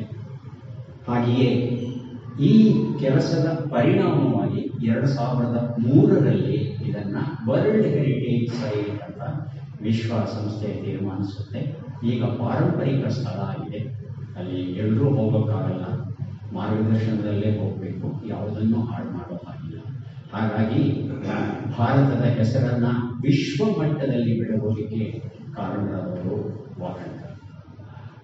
ವಾಕಣ್ಕರ್ ಈ ಪ್ರದೇಶದಲ್ಲಿ ಏನು ಒಂದು ಅಧ್ಯಯನ ನಡೆಸಿದ್ರು, ಆ ಅಧ್ಯಯನದ ಅನ್ವಯ ಆನಂತರ ಬಂದಂತ ತಜ್ಞರು ಏನು ಅಧ್ಯಯನ ಮಾಡಿದ್ದಾರೆ ಅವರೆಲ್ಲರೂ ಹೇಳೋದ್ರ ಪ್ರಕಾರ 1,50,000ರಿಂದ 15 ಲಕ್ಷ ವರ್ಷಗಳವರೆಗೆ ಮನುಷ್ಯ ಏನು ವಾಸ ಮಾಡ್ತಾ ಇದ್ದ, ಆ ವಿವಿಧ ಕಾಲಘಟ್ಟಗಳ ಪುರಾವೆ ಇಲ್ಲಿ ದೊರೆಯುತ್ತೆ. ಯಾಕೆ ಭೀಮಬೇಟಕ ಇಡೀ ಜಗತ್ತಲ್ಲೇ ವಿಶೇಷವಾದದ್ದು ಅಂದ್ರೆ, ಜಗತ್ತಲ್ಲಿ ಬೇರೆ ಬೇರೆ ಕಡೆ ಈ ಸಂಪೂರ್ಣ 15 ಲಕ್ಷ ವರ್ಷಗಳಿಂದ ಹಿಡಿದು 1,50,000 ವರ್ಷಗಳಲ್ಲ, ಇತ್ತೀಚೆಗೆ ಕ್ರಿಸ್ತ ಶಕ 3ನೇ ಶತಮಾನದವರೆಗೂ ಸಹ ದಾಖಲೆಗಳು ಒಂದೇ ಕಡೆ ಸಿಗುತ್ತೆ. ಬೇರೆ ಬೇರೆ ಕಾಲಘಟ್ಟಗಳಲ್ಲಿ ಮನುಷ್ಯ ಹೇಗೆಲ್ಲ ಅವನು ಅಭಿವೃದ್ಧಿ ಪಡಿಸ್ಕೊಂಬಂದ, ಸುಧಾರಿಸ್ಕೊಂಬಂದ ತನ್ನ ಬದುಕನ್ನ ಎಲ್ಲವೂ ದೊರೆಯುತ್ತೆ. ಎಲ್ಲಿಯವರೆಗೆ ದೊರೆಯುತ್ತೆ ಅಂದ್ರೆ ಕ್ರಿಸ್ತ ಶಕ 3ನೇ ಶತಮಾನದಲ್ಲಿ ಗಣಪತಿ ವಿಗ್ರಹವನ್ನ, ದುರ್ಗೆಯ ವಿಗ್ರಹವನ್ನ, ಶಿವನನ್ನ ಬರೆದಂತ ವಿಗ್ರಹಗಳು, ಆ ಚಿತ್ರಗಳೆಲ್ಲ ಇವತ್ತಿಗೂ ಇದೆ. ಅವರ ಪರಿಕಲ್ಪನೆಯಲ್ಲಿ ದುರ್ಗೆ ಅಂದ್ರೆ ಹೇಗೆ, ಗಣಪತಿ ಅಂದ್ರೆ ಹೇಗೆ, ಅವನು ಸಹ ಆನೆಯ ಮುಖ ಇದ್ದ ಹಾಗೇನೆ ಚಿತ್ರಿಸಿದ್ದಾರೆ. ಅಲ್ಲಿಯವರೆಗೆ ಸಿಗುತ್ತೆ ನಿಮಗೆ. ಹಾಗಾಗಿ ವಿದೇಶಿಯರಿಗೆ ಈ ಒಂದು ಸ್ಥಳ ತುಂಬಾ ಇಷ್ಟವಾಗುತ್ತೆ. ಇವರಿಗೆ ಜಗತ್ತಲ್ಲಿ ಎಲ್ಲೂ ಸಹ ಇಡೀ ಮನುಷ್ಯನ ಬೆಳವಣಿಗೆಯನ್ನ ಅಧ್ಯಯನ ಮಾಡಬಹುದಾದಂತ ಒಂದೇ ಒಂದು ಸ್ಥಳ ಯಾವುದರ ರೀತಿ ಅಂದ್ರೆ ಅದು ಭೀಮಬೆಟ್ಟ. ಅದನ್ನ ಪರಿಚಯ ಮಾಡಿಕೊಡ್ತಾರೆ. ಇದಕ್ಕೆಲ್ಲ ಮುಖ್ಯವಾಗಿ ಕಾರಣದವರುಗಳು. ಆದರೆ ವಾಕಣ್ಕರ್ ಅವರು ಬರೀ ಚಿತ್ರಕಲೆ ಮಾತ್ರ ಅಲ್ಲ, ಪ್ರಾರ್ಥನಾ ಶಾಸ್ತ್ರ ಗೊತ್ತಿರುತ್ತೆ ಚೆನ್ನಾಗಿ. ಹಾಗಾಗಿ ಅಲ್ಲಿ ಸಿಗುವಂತ ವಿವಿಧ ಕಲ್ಲುಗಳು, ಕಲ್ಲಿನ ಆಯುಧಗಳು, ಬೆಳಚು ಕಲ್ಲಿನ ಚೂರು, ಇವೆಲ್ಲವನ್ನು ವರ್ಗೀಕರಿಸ್ತಾರೆ. ಎಲ್ಲವನ್ನು ವರ್ಗೀಕರಿಸೋ ಜೊತೆಗೆ ಪ್ರಾಣಿಗಳ ಮೂಳೆ ಸಿಗುತ್ತೆ, ಮನುಷ್ಯರ ಮೂಳೆ ಸಿಗುತ್ತೆ, ಎಲ್ಲವನ್ನು ಅವುಗಳ ಕಾಲಘಟ್ಟಕ್ಕೆ ಅನುಗುಣವಾಗಿ ವಿಂಗಡಿಸ್ತಾ ಹೋಗ್ತಾರೆ.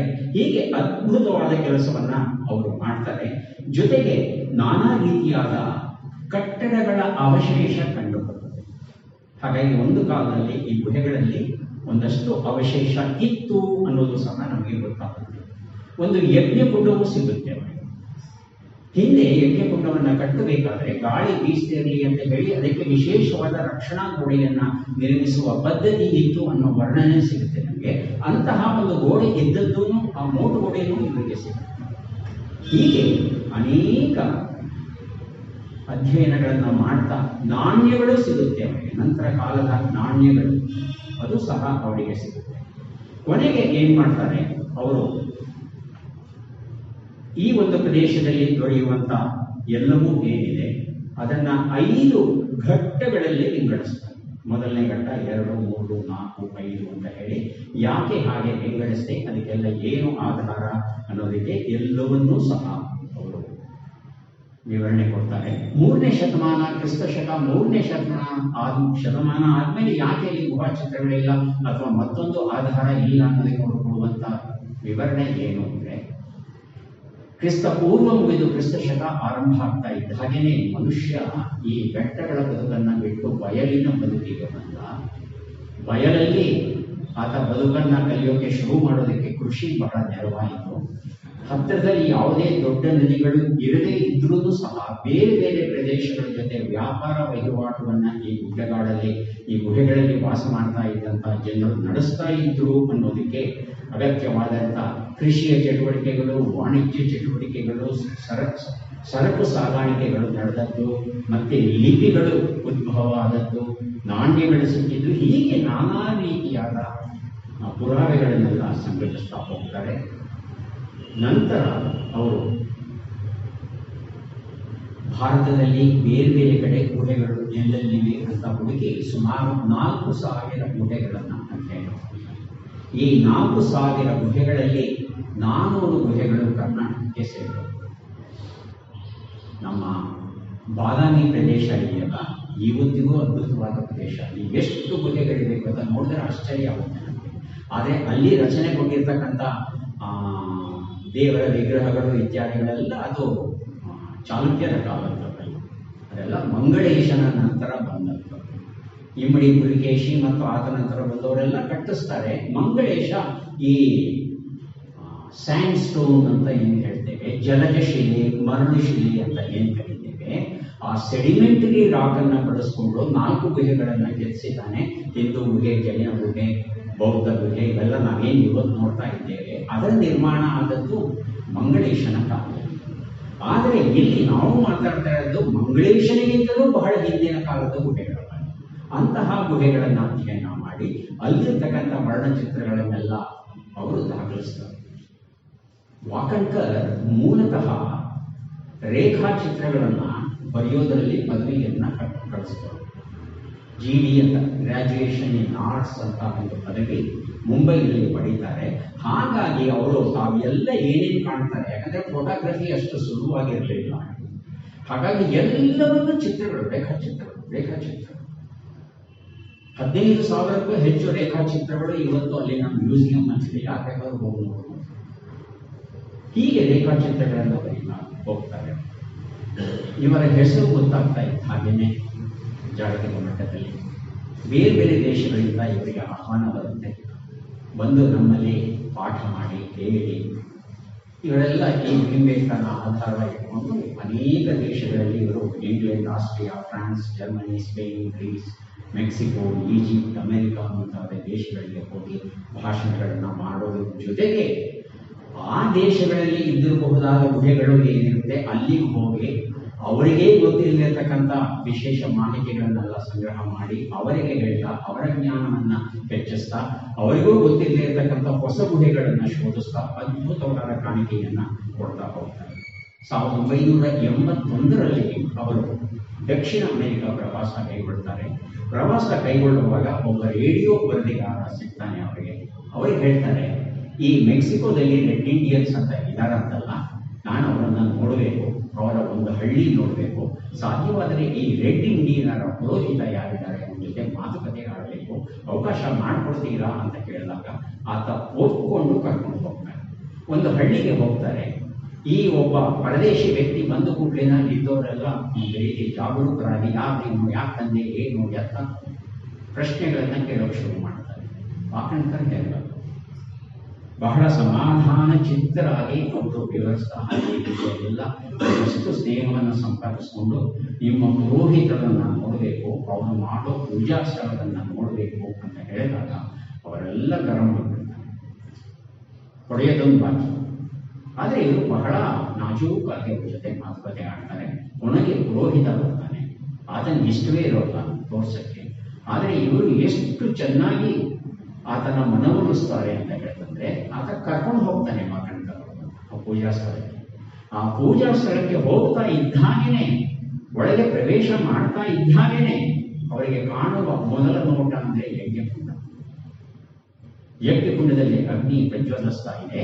ಅಲ್ಲಿ ಇತರರು ಕೂತ್ಕೊಂಡು ಏನೋ ಮೂಲಿಕೆಗಳನ್ನ ಅಥವಾ ಏನೋ ಒಂದು ಸಮಿತ್ತುಗಳನ್ನ ಅರ್ಪಿಸ್ತಾ ಹವಾಹ ಹವಾಹ, ಯಾವ್ಯಾವುದೋ ದೇವತೆಗಳ ಹೆಸರು ಹೇಳಿ ಹವಾಹ ಈ ರೀತಿ ಅರ್ಪಿಸ್ತಾ ಇರ್ತಾರೆ. ತಕ್ಷಣ ವಾಕಣ್ಕರ್ ಹೇಳ್ತಾರೆ, ಅದು ಹವಾಹ ಅಲ್ಲ, ಅದು ಸ್ವಾಹ. ಹ ಮತ್ತು ಸಾ ಅದೇ ಬದಲಿ ಆಗುತ್ತೆ. ಅಸುರ, ಅಹುರ, ಸಿಂಧು, ಹಿಂದೂ ಬದಲಾವಣೆ ಆಗೋದಕ್ಕೆ ನಮಗೆ ಬೇಕಾದಷ್ಟು ಉದಾಹರಣೆ ಇಲ್ಲಿ ಹೇಳ್ತಾರೆ. ಅದು ಹವಾಹ ಅಲ್ಲ, ಅದು ಸ್ವಾಹ ಅಂತ ಹೇಳಿ ಇವರು ಮಂತ್ರಗಳನ್ನೇ ಹೇಳೋಕೆ ಶುರು ಮಾಡ್ತಾರೆ. ಆಗ ಅಲ್ಲಿದ್ದವ್ರಿಗೆಲ್ಲರಿಗೂ ಆಶ್ಚರ್ಯ, ಇದು ಹೇಗೆ ಬಂತು ನಿಮಗೆ? ನಾನು ಭಾರತೀಯ, ನೀವು ರೆಡ್ ಅಂತ ಒಂದು ಶಬ್ದ ಸೇರಿಸ್ಕೊಂಡಿದ್ದೀವಿ, ನೀವು ಸಹ ನಮ್ಮವರೇ. ಹೀಗೆ ಅವ್ರ ಜೊತೆ ಎಲ್ಲ ಮಾತಾಡ್ತಾ ಪೂಜೆ ಮಾಡೋದು ಹೇಗೆ ಹೀಗೆ ಅದ್ರ ಬಗ್ಗೆ ಹೆಚ್ಚಿನ ಮಾಹಿತಿಯನ್ನು ಕೊಡ್ತಾ ಅವರನ್ನ ಸಂಪೂರ್ಣವಾಗಿ ಮನವೊಲಿಸ್ಕೊಂಡು ಆದ್ಮೇಲೆ ನಂಬಿಕೆ ಬಂದ್ಮೇಲೆ ನಿಜಕ್ಕೂ ಈತ ಜ್ಞಾನಿ, ಇವನಿಂದ ತಿಳ್ಕೊಳ್ಳೋದು ಬಹಳ ಇದೆ ಅನ್ನೋ ಒಂದು ವಿಚಾರ ಗೊತ್ತಾದಾಗ ಏನ್ ಮಾಡ್ತಾರೆ, ಹೋಗಿ ಯಾವುದೋ ಒಂದು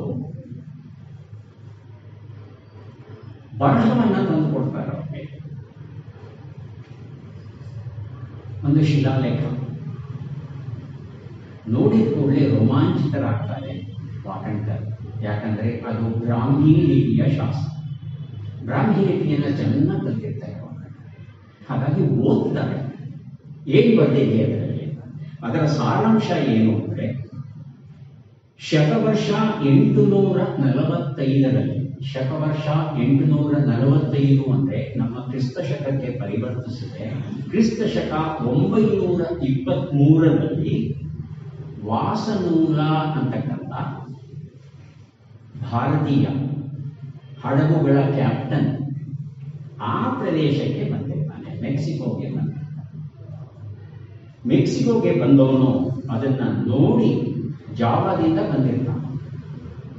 ದಾರಿ ತಪ್ಪನ್ನೋ ಹೇಗೆ ಬಂದನೋ ನಮಗೆ ಗೊತ್ತಿಲ್ಲ, ಅಥವಾ ಬಹುಶಃ ಪಶ್ಚಿಮದ ಕಡೆಯಿಂದ ಮುಂದೆ ಹೋಗುವುದು ಅಂತ ಕಾಣುತ್ತೆ, ಗೊತ್ತಿಲ್ಲ. ಅಲ್ಲಿ ಮೆಕ್ಸಿಕೋಗೆ ಬಂದು ಅವನೇನ್ ಮಾಡ್ತಾನೆ, ಆ ವಿಶಾಲವಾದ ಪ್ರದೇಶವನ್ನು ನೋಡಿ ಅದಕ್ಕೆ ಏನು ಹೆಸರು ಕೊಡಬೇಕು ಅಂತ ಗೊತ್ತಿಲ್ಲ, ಆ ಪ್ರದೇಶ ಏನು ಅಂತ ಗೊತ್ತಿಲ್ಲ. ಹಾಗಾಗಿ ಅವನು ಲಾಖಿ ಭೂಮಿ ಅಂತ ಕರೀತಾನೆ, ಅಂದ್ರೆ ಲಕ್ಷ ಭೂಮಿ ಅಂತ. ಲಾಖ್ ಅಂದ್ರೆ ಹಿಂದಿನಲ್ಲಿ ಲಕ್ಷ, ಲಕ್ಷ ಭೂಮಿ, ಲಾಖಿ ಭೂಮಿ ಅಂತ ಕರೀತಾನೆ. ಕರೆದು ಬಿಟ್ಟು ಆತ ತನ್ನ ಅನುಭವ ಇತ್ಯಾದಿಗಳೆಲ್ಲ ಬರೆದಿಟ್ಟಿರ್ತಾನೆ. ಅದನ್ನ ಓದಿಬಿಟ್ಟು ಎಷ್ಟು ಖುಷಿ ಪಡ್ತಾರೆ ವಾಕಣ್ಕರಂದ್ರೆ. ನಾವೆಲ್ಲ ನಮ್ಮ ಪಠ್ಯ ಪುಸ್ತಕಗಳಲ್ಲಿ ಅಮೆರಿಕವನ್ನ ಕಂಡುಹಿಡಿದಿದ್ದು ಕೊಲಂಬಸ್ 1492 ಅಂತ ಪಾಠ ಹೇಳ್ಕೊಡ್ತಾ ಇದ್ದೀವಿ. ಇಲ್ಲಿ ನೋಡಿದ್ರೆ ಇಲ್ಲೊಂದು ಶಾಸನ ಇದೆ. ಈ ಶಾಸನದ ಅನ್ವಯ ವಾಸುಮೂಲ ಅನ್ನೋ ಭಾರತೀಯ 569 ವರ್ಷಗಳ ಹಿಂದೆ, ಅಂದರೆ ಕೊಲಂಬಸ್ಗಿಂತ 569 ವರ್ಷಗಳ ಹಿಂದೇನೇ ಇವನು ಈ ಉತ್ತರ ಅಮೆರಿಕವನ್ನ ಕಂಡು ಹಿಡಿದಿದ್ದ ಅನ್ನೋದನ್ನ ಕೇಳಿದಾಗ ಅವರಿಗೆ ತುಂಬಾ ರೋಮಾಂಚನ. ಹೀಗೆ ಅನೇಕ ರೋಮಾಂಚಕರ ಘಟ್ಟಗಳು ಅವರ ಬದುಕಲ್ಲಿ ಕಂಡು ಬರುತ್ತೆ. ಇದು ವಾಕಣ್ಕರ್ ಅವರು ಶೈಲ ಚಿತ್ರಗಳ ಬಗ್ಗೆ ಒಂದು ಜಾಗತಿಕ ಗಮನವನ್ನು ಸೆಳೆದಂತಹ ಕಥನ. ಹಾಗಾಗಿ ಈ ಹಿಂಬೇಕಾದಲ್ಲಿ ಇರ್ತಕ್ಕಂಥ ಚಿತ್ರಗಳೇನಿದೆ ಅದು 40,000ಕ್ಕೂ ಹಳೆಯದು ಅಂತ ಗೊತ್ತಾದಾಗ ಯುರೋಪಿಯನ್ ವಿದ್ವಾಂಸರ ಒಂದು ನೋಟ ನಿಲುವು ಏನಿತ್ತು ಬದಲಾಗುತ್ತೆ. ಇಲ್ಲಿ ನಮಗೆ ತಿಳಿದಿರುವುದು ಬೇಕಾದಷ್ಟಿದೆ, ನಾವು ತಿಳ್ಕೋಬೇಕು, ಗಂಭೀರವಾಗಿ ಅಧ್ಯಯನ ಮಾಡಬೇಕು, ಲಘುವಾಗಿ ಪರಿಗಣಿಸಬಾರದು. ಹೀಗೆ ಇಡೀ ಪಾಶ್ಚಾತ್ಯ ವಿದ್ವಾಂಸರ ಮನಸ್ಸು ಪರಿವರ್ತನೆ ಆಗುವಂತಹ ಒಂದು ಅಡಿಪಾಯವನ್ನು, ಒಂದು ಫೌಂಡೇಶನ್, ತಳಪಾಯವನ್ನು ಹಾಕ್ತಾರೆ ವಾಕಣ್ಕರ್. ಆ ನಂತರ ಎಲ್ಲವನ್ನೂ ಗಂಭೀರವಾಗಿ ಅಧ್ಯಯನ ಮಾಡುವಂತಹ ಒಂದು ಪ್ರವೃತ್ತಿ ನಡೆಯಿತು. ಇದು ಅವರು ಮಾಡಿದಂಥ ಮೊದಲ ಕಾಣಿಕೆ. ಎರಡನೇದು ಸರಸ್ವತಿ ಶೋಧನಾ ಅಭಿಯಾನ. ನಾವೆಲ್ಲ ಸರಸ್ವತಿಯ ಬಗ್ಗೆ ಮಾತಾಡ್ತೇವೆ.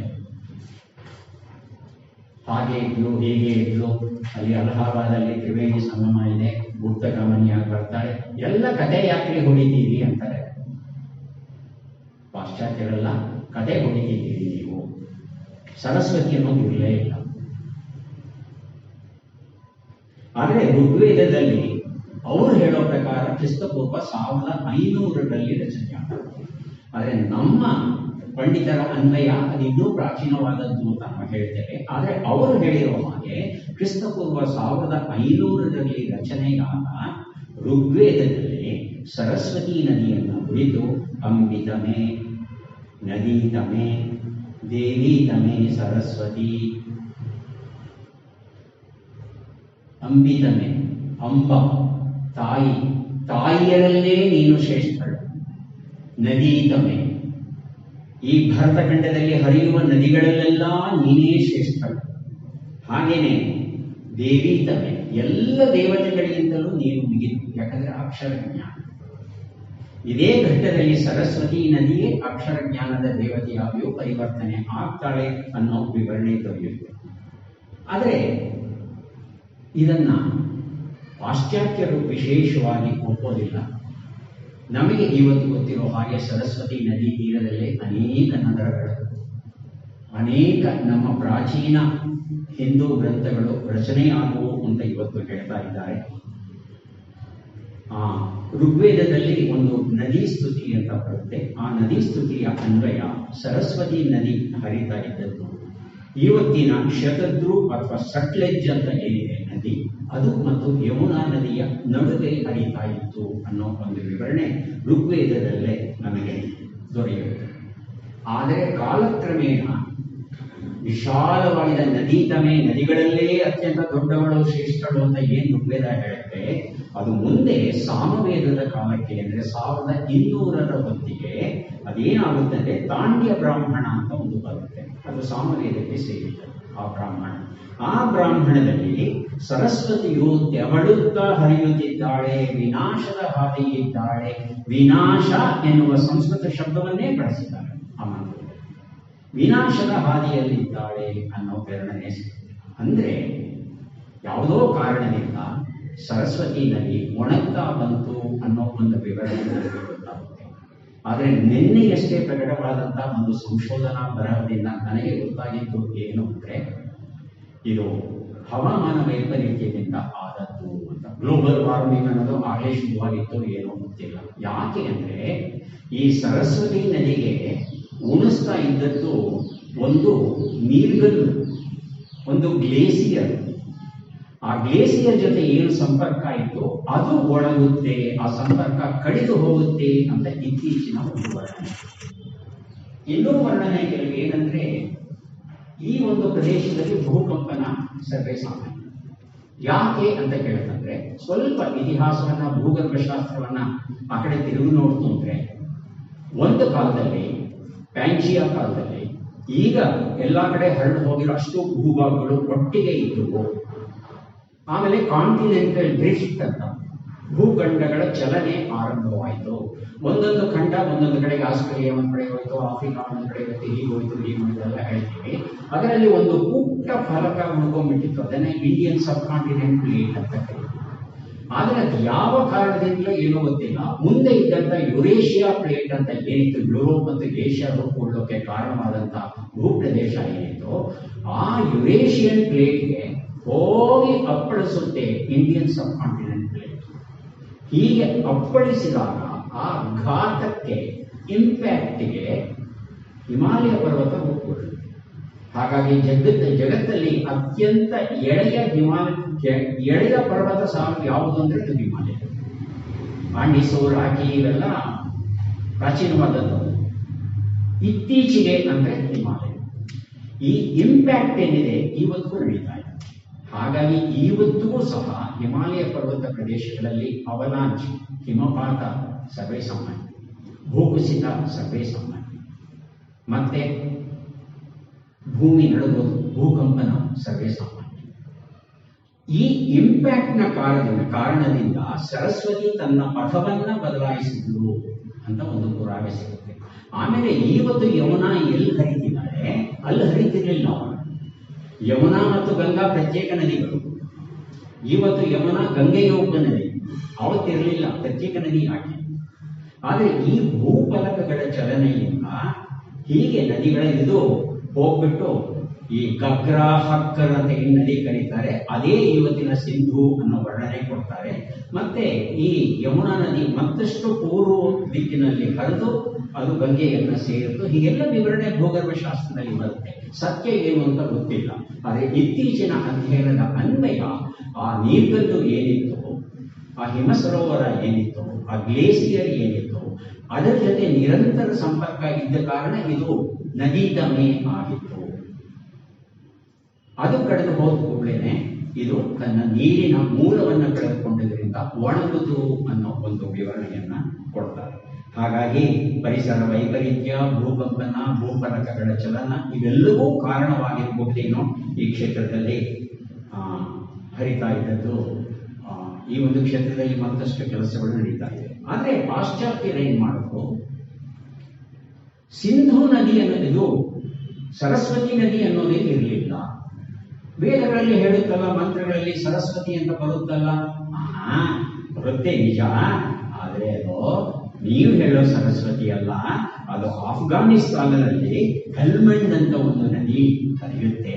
ಆ ಹೆಲ್ಮಂಡ್ ನದಿಗೆ ಪ್ರಾಚೀನ ಝೆಂಡಾ ಅವಸ್ಥಾ ಇತ್ಯಾದಿ ಗ್ರೀಕ್ ಸಾಹಿತ್ಯ ಮುಂತಾದೆಲ್ಲ ಗಮನಿಸಿ ನೋಡಿಕೊಂಡ್ರೆ ಹರಕ್ಸಾವತಿ ಅಂತ ಕರೀತಾರೆ. ಹಾ ಮತ್ತು ಸ ಅದಲು ಬದಲು ಆಗುತ್ತೆ. ಹಾಗಾಗಿ ಸರಸ್ವತಿ ಅಂತ ನೀವು ಕರಿತೀರಿ, ಅವರು ಹರಕ್ಸಾವತಿ ಅಂತ ಕರೀತಾರೆ. ಅದು ಹೇಳೋದು ಹರಕ್ಸಾವತಿ ಇವತ್ತಿಗೂ ಹರಿಯುತ್ತೆ. ಚಿಕ್ಕ ನದಿಗಳು, ನದಿ ತಮೆ ಅಂತೂ ಆಗ್ಲಿಕ್ಕೆ ಸಾಧ್ಯ ಇಲ್ಲ. ಹೀಗೆ ಅವರ ಕತೆ ಹೇಳಿ ಸಂಪೂರ್ಣ ತಲೆ ಕೆಡಿಸ್ಬಿಟ್ಟು ಆ ಭಾರತೀಯರ ಒಂದು ಆತ್ಮವಿಶ್ವಾಸ ಏನಿತ್ತು ಅದನ್ನ ಕುಗ್ಗುವ ಹಾಗೆ ಮಾಡ್ತಾರೆ. ಇಂತಹ ಸಂದರ್ಭದಲ್ಲಿ ಫೆಬ್ರವರಿ 10, 1983ರಲ್ಲಿ ಕುರುಕ್ಷೇತ್ರದಲ್ಲಿ ಒಂದು ಸಭೆ ನಡೆದು ಸರಸ್ವತಿ ನದಿಯ ಅಧ್ಯಯನಕ್ಕೆ 18 ಜನರ ಒಂದು ತಜ್ಞ ಸಮಿತಿ ಏರ್ಪಡುತ್ತೆ. ಬೇರೆ ಬೇರೆ ಇತಿಹಾಸದಲ್ಲಿ, ಪುರಾಣದಲ್ಲಿ, ಭೂಗರ್ಭಶಾಸ್ತ್ರದಲ್ಲಿ, ವಿಜ್ಞಾನದಲ್ಲಿ, ಪ್ರಾರ್ಥನಾ ಶಾಸ್ತ್ರದಲ್ಲಿ ಎಲ್ಲ ಕ್ಷೇತ್ರಗಳಲ್ಲಿ ಯಾರು ತಜ್ಞರು ಅಂತಿರ್ತಾರೆ ಅವರನ್ನ ಸೇರಿಸಿಕೊಂಡು ಅವರು ಒಂದು ಸಮಿತಿಯನ್ನ ರೂಪಿಸ್ತಾರೆ. ಆ ಸಮಿತಿಯ ನೇತೃತ್ವವನ್ನ ವಾಕಣ್ಕರ್ ತಗೋತಾರೆ. ನವೆಂಬರ್ 19, 1983ರಿಂದ ಡಿಸೆಂಬರ್ 20, 1985ರವರೆಗೆ ಹಿಮಾಚಲದ ಪ್ರದೇಶದಿಂದ ಗುಜರಾತಿನ ಕರ್ನಾಟಕದವರೆಗೆ, ಅಂದ್ರೆ ಈ ನದಿ ಪಾತ್ರ ಏನಿತ್ತು ಅಲ್ಲಿಯವರೆಗೆ ಅಧ್ಯಯನ ಮಾಡ್ತಾರೆ. ನದಿ ಪಾತ್ರ ಹೇಗೆ ಗೊತ್ತಾಯಿತು ವಾಕಣ್ಕರ್ಗೆ ಅಂದ್ರೆ, ಅದೇ ಸಂದರ್ಭಕ್ಕೆ ಅಮೆರಿಕದ ಲ್ಯಾಂಡ್ಸ್ಯಾಟ್ ಅಂತಕ್ಕಂಥ ಒಂದು ಉಪಗ್ರಹ ಈ ಒಂದು ಪ್ರದೇಶದ ಚಿತ್ರಗಳನ್ನ ಕಳಿಸುತ್ತೆ. ಆ ಚಿತ್ರದಲ್ಲಿ ನದಿ ಒಣಗಿರುವ ಪಾತ್ರ ಸ್ಪಷ್ಟವಾಗಿ ಕಾಣುತ್ತೆ, ಎಲ್ಲಿಂದ ಎಲ್ಲಿಯವರೆಗೆ ಹರಿತಾ ಇತ್ತು ಅನ್ನೋದು ಗೊತ್ತಾಗುತ್ತೆ. ಅದನ್ನ ಆಧಾರವಾಗಿಟ್ಕೊಂಡು ಇವರು ಹುಡುಕೋಕೆ ಶುರು ಮಾಡ್ತಾರೆ. ಹುಡುಕೋಕೆ ಶುರು ಮಾಡ್ತು ಅಂತ ಹೇಳ್ತಂದ್ರೆ ಒಂದೊಂದೇ ಪುರಾವೆಗಳು ಸಿಗಲಿಕ್ಕೆ ಶುರುವಾಗುತ್ತೆ. ಸರಸ್ವತಿ ನದಿ ಹುಟ್ಟಿದ್ದು ಆದಿ ಬದರಿ ಅಂತ ಇವತ್ತು ನಾವು ಯಾವ ಸ್ಥಳವನ್ನ ಗುರುತಿಸ್ತೇವೆ ಅಲ್ಲಿ ಸರಸ್ವತಿ ನದಿ ಹುಡ್ತಾ ಇತ್ತು. ಹುಟ್ಟುವ ಸ್ಥಳದಲ್ಲೇ, ಹುಟ್ಟು ಹರಿಯುವ ಸ್ಥಳದಲ್ಲೇ ಈ ಸರಸ್ವತಿ ನದಿಯ ಗಾತ್ರ ಹೇಗಿತ್ತು ಅಂದ್ರೆ ಅದರಾಗೆಲ್ಲ 6ರಿಂದ 8 ಕಿಲೋಮೀಟರ್ ಅಷ್ಟು ವಿಶಾಲವಾಗಿತ್ತು ಅನ್ನೋ ಮಾಹಿತಿ ಪುರಾವೆ ಇವತ್ತು ನಮಗೆ ಸಿಕ್ಕಿದೆ. ಅದಾದ ಮೇಲೆ ಆ ಸರಸ್ವತಿಯ ನದಿಯಲ್ಲಿ, ಆ ನದಿಯ ದಡಗಳಲ್ಲಿ ಇದ್ದಬಹುದಾದಂತಹ ಪ್ರಮುಖ ನಗರಗಳು ಏನಿದ್ವೋ ಅವನ್ನೆಲ್ಲ ಹುಡುಕ್ತಾ ಅವರು ಥಾಣೇಶ್ವರ್, ಕುರುಕ್ಷೇತ್ರ, ಒಹಾವ, ಸಿರ್ಸಾ, ಅನ್ಸಿ, ಅಘೋರ, ಹನುಮಾನ್ಗಢ, ಕಾಳಿಬಂಗನ್, ಅನೂಪ್ಗಢ, ಸೂರತ್ಗಢ ಹೀಗೆ ಅನೇಕ ಸ್ಥಳಗಳನ್ನ ಗುರುತಿಸಿ ಅಲ್ಲೆಲ್ಲ ನಗರಗಳು ಇದ್ದದ್ರ ಬಗ್ಗೆ ಪುರಾವೆಗಳನ್ನ ಕೊಡ್ತಾರೆ. ರಾಣ ಆಫ್ ಕಚ್ ಅಂತ ನಾವೇನ್ ಕರಿತೀವಿ, ಕಚ್ ತೀರ, ಭರು ಕಚ್ಚ ಅಂತ ಏನ್ ಕರೀತೇವೆ, ಆ ಒಂದು ಪ್ರದೇಶದಲ್ಲಿ ನದಿಯ ಸಮುದ್ರವನ್ನು ಸೇರ್ತಾ ಇತ್ತು ಸರಸ್ವತಿ ಅನ್ನೋದ್ರ ಅಲ್ಲಿಯವರೆಗೆ ತಗೊಂಡು ಹೋಗ್ತಾರೆ. ಜೊತೆಗೆ ಈ ನದಿ ದಡದಲ್ಲೇ ಎಲ್ಲ ಋಷಿಗಳ ಆಶ್ರಮ ಇತ್ತು, ರಾಜ ಮಹಾರಾಜರಿದ್ರು, ಬುಡಕಟ್ಟುಗಳು ಇದ್ವು. ಎಲ್ಲವನ್ನು ಅವರು ಹೇಳ್ತಾ ಒಂದು ವಿಶೇಷವಾದ ಮಾಹಿತಿ ಕೊಡ್ತಾರೆ ನಮಗೆ. ನಾವೆಲ್ಲ ಯೋಚನೆ ಮಾಡಬೇಕಾದಂತ ಮಾಹಿತಿ. ಹರಪ್ಪನ್ ಸಂಸ್ಕೃತಿ ಆರಂಭ ಆದದ್ದು ಇಲ್ಲದೆ ಈ ನದಿಯ ದಡದಲ್ಲೇ. ಈ ಹರಪ್ಪ ಸಂಸ್ಕೃತಿ ಏನಿದೆ ಅದೇ ಮುಂದುವರೆದು ವೇದ ಕಾಲದ ಸಂಸ್ಕೃತಿಗೆ ಅವಕಾಶ ಮಾಡಿಕೊಡ್ತು ಅನ್ನೋ ಒಂದು ಅದ್ಭುತವಾದ ವಿಚಾರವನ್ನ ಮುಂದಿಟ್ಟಿದ್ದಾರೆ ವಾಕಣ್ಕರ್. ಈ ಕ್ಷೇತ್ರದಲ್ಲಿ ಮತ್ತಷ್ಟು ಅಧ್ಯಯನ ನಡೀತಾ ಇದೆ. ಸಿಂಧೂ ಸರಸ್ವತಿಯ ಲಿಪಿಗಳು ಏನ್ ಸಿಕ್ಕಿದೆ ಆ ಲಿಪಿಯನ್ನ ಈ ವೇದಗಳ ಹಿನ್ನೆಲೆಯಲ್ಲಿ ಅದನ್ನ ಅರ್ಥೈಸುವ ಪ್ರಯತ್ನ ಇತ್ಯಾದಿಗಳೆಲ್ಲ ತುಂಬಾ ನಡೀತಾ ಇದೆ. ಇನ್ನೊಂದು ಮಾತನ್ನ ವಾಕಣ್ಕರ್ ಹೇಳೋದು, ಇದನ್ನ ಇಂಡಸ್ ವ್ಯಾಲಿ ಸಿವಿಲೈಸೇಷನ್ ಅಂತ ನಮ್ಮನ್ನ ಹೊಡೆಯುವ ದೃಷ್ಟಿಯಿಂದ ಈ ರೀತಿಯಾದ ಹೆಸರನ್ನ ಪಾಶ್ಚಾತ್ಯರು ನೀಡಿದ್ದಾರೆ. ಅವರು ನೀಡಿದ ಹೆಸರನ್ನೇ ನಾವು ಬಳಸ್ತಾ ಇದ್ದೇವೆ. ಇದು ಖಂಡಿತ ಇಂಡಸ್ ವ್ಯಾಲಿ ಸಿವಿಲೈಸೇಷನ್ ಅಲ್ಲ, ಇದನ್ನ ಸಾರಸ್ವತ ಕಲ್ಚರ್ ಅಂತ ಕರೀತಾರೆ. ಸಾರಸ್ವತ ಸಂಸ್ಕೃತಿ ಅಂತ ಕನ್ನಡದಲ್ಲಿ ಹೇಳ್ಬೋದು, ಇಂಗ್ಲಿಷಲ್ಲಿ ಸಾರಸ್ವತ್ ಕಲ್ಚರ್ ಅಂತ ಹೇಳ್ತಾರೆ, ಸಾರಸ್ವತ ಸಂಸ್ಕೃತಿ ಅಂತ ಹೇಳ್ಬೋದು. ಹಾಗಾಗಿ ಸರಸ್ವತಿ ನದಿಯ ದಡದಲ್ಲೇ ಇದು ನಡೆಯಿತು ಅಂತ. ಆದ್ರೆ ಆ ಶಬ್ದವನ್ನ ಇವತ್ತಿಗೂ ಸಹ ನಾವು ಅಳವಡಿಸ್ಕೊಂಡಿಲ್ಲ. ಇವತ್ತು ನಮ್ಮ ಶಾಲಾ ಕಾಲೇಜುಗಳಲ್ಲಿ ಇಂಡಸ್ ವ್ಯಾಲಿ ಸಿವಿಲೈಸೇಷನ್ ಅಂತ ಮಕ್ಕಳಿಗೆ ಕಳಿಸ್ತೇವೆ. ಅದು ಬದಲಾಗಬೇಕು, ನೋಡೋಣ. ಜೊತೆಗೆ ಇನ್ನೂ ಒಂದು ಮಾಹಿತಿ ಏನು ಅವರು ನೀಡ್ತಾರೆ, ಸ್ವಲ್ಪ ಆಲೋಚನೆ ಮಾಡಬೇಕಾದದ್ದು ನಾವೆಲ್ಲ. ಈ ನದಿಯ ಪಾತ್ರ ಏನಿದೆ ಆ ಪಾತ್ರದಲ್ಲಿ ನುರ್ಜುಗಲ್ಲುಗಳು ಏನ್ ಸಿಗುತ್ತೆ, ಮೃದುವಾಗಿ ನುಣವಾಗಿರ್ತಕ್ಕಂಥ ಕಲ್ಲುಗಳು. ನದಿ ನೀರು ಹೊಡ್ಕೊಂಡು ಹೋಗಿ ಗುಂಡಿಗೆ ಮುಟ್ಟದಷ್ಟು ನುಣುಪಾಗಿರುತ್ತೆ ಕಲ್ಲುಗಳೇನಿದೆ. ಆ ಕಲ್ಲುಗಳನ್ನೆಲ್ಲ ಸಂಗ್ರಹ ಮಾಡಿ ಅಧ್ಯಯನ ಮಾಡಿದಾಗ ಈ ಒಂದು ಪ್ರದೇಶದಲ್ಲಿ 2 ಕೋಟಿ ವರ್ಷಗಳಿಂದಲೂ ಅತ್ಯಂತ ವೇಗವಾದ ಬೃಹತ್ತಾದ ನದಿ ಹರಿತಾ ಇತ್ತು ಅನ್ನೋ ಮಾಹಿತಿ ಗೊತ್ತಾಗುತ್ತೆ. ಆ ಕಲ್ಲುಗಳ ನುಣುಪನ್ನ ಅಧ್ಯಯನ ಮಾಡಿ ಈ ಮಾಹಿತಿ ಕೊಡ್ತಾರೆ. ಅಂದ್ರೆ ಇಲ್ಲಿ ಒಂದು ದೊಡ್ಡ ನದಿ ಅತ್ಯಂತ ವೇಗವಾಗಿ ಹರಿತಾ ಇತ್ತು. ವೇಗವಾಗಿ ಹೇಗೆ ಹರಿತಿತ್ತು ಅಂದ್ರೆ ಅದು ನುಣುಪಿನ ಲಕ್ಷಣವನ್ನು ಅಧ್ಯಯನ ಮಾಡಿ, ಇಷ್ಟು ವೇಗದಲ್ಲಿ ಹರಿದ್ರೆ ಇಷ್ಟು ನುಣುಪು, ಇದಕ್ಕಿಂತ ಹೆಚ್ಚು ಹರಿದ್ರೆ ಹೀಗೆ, ಈ ರೀತಿಯಾದ ಒಂದು ಅಧ್ಯಯನ ಮಾಡಿ ಅವರು ಆ ಮಾಹಿತಿಯನ್ನು ಸಹ ನಮಗೆ ಕೊಡ್ತಾರೆ. ಹಾಗಾಗಿ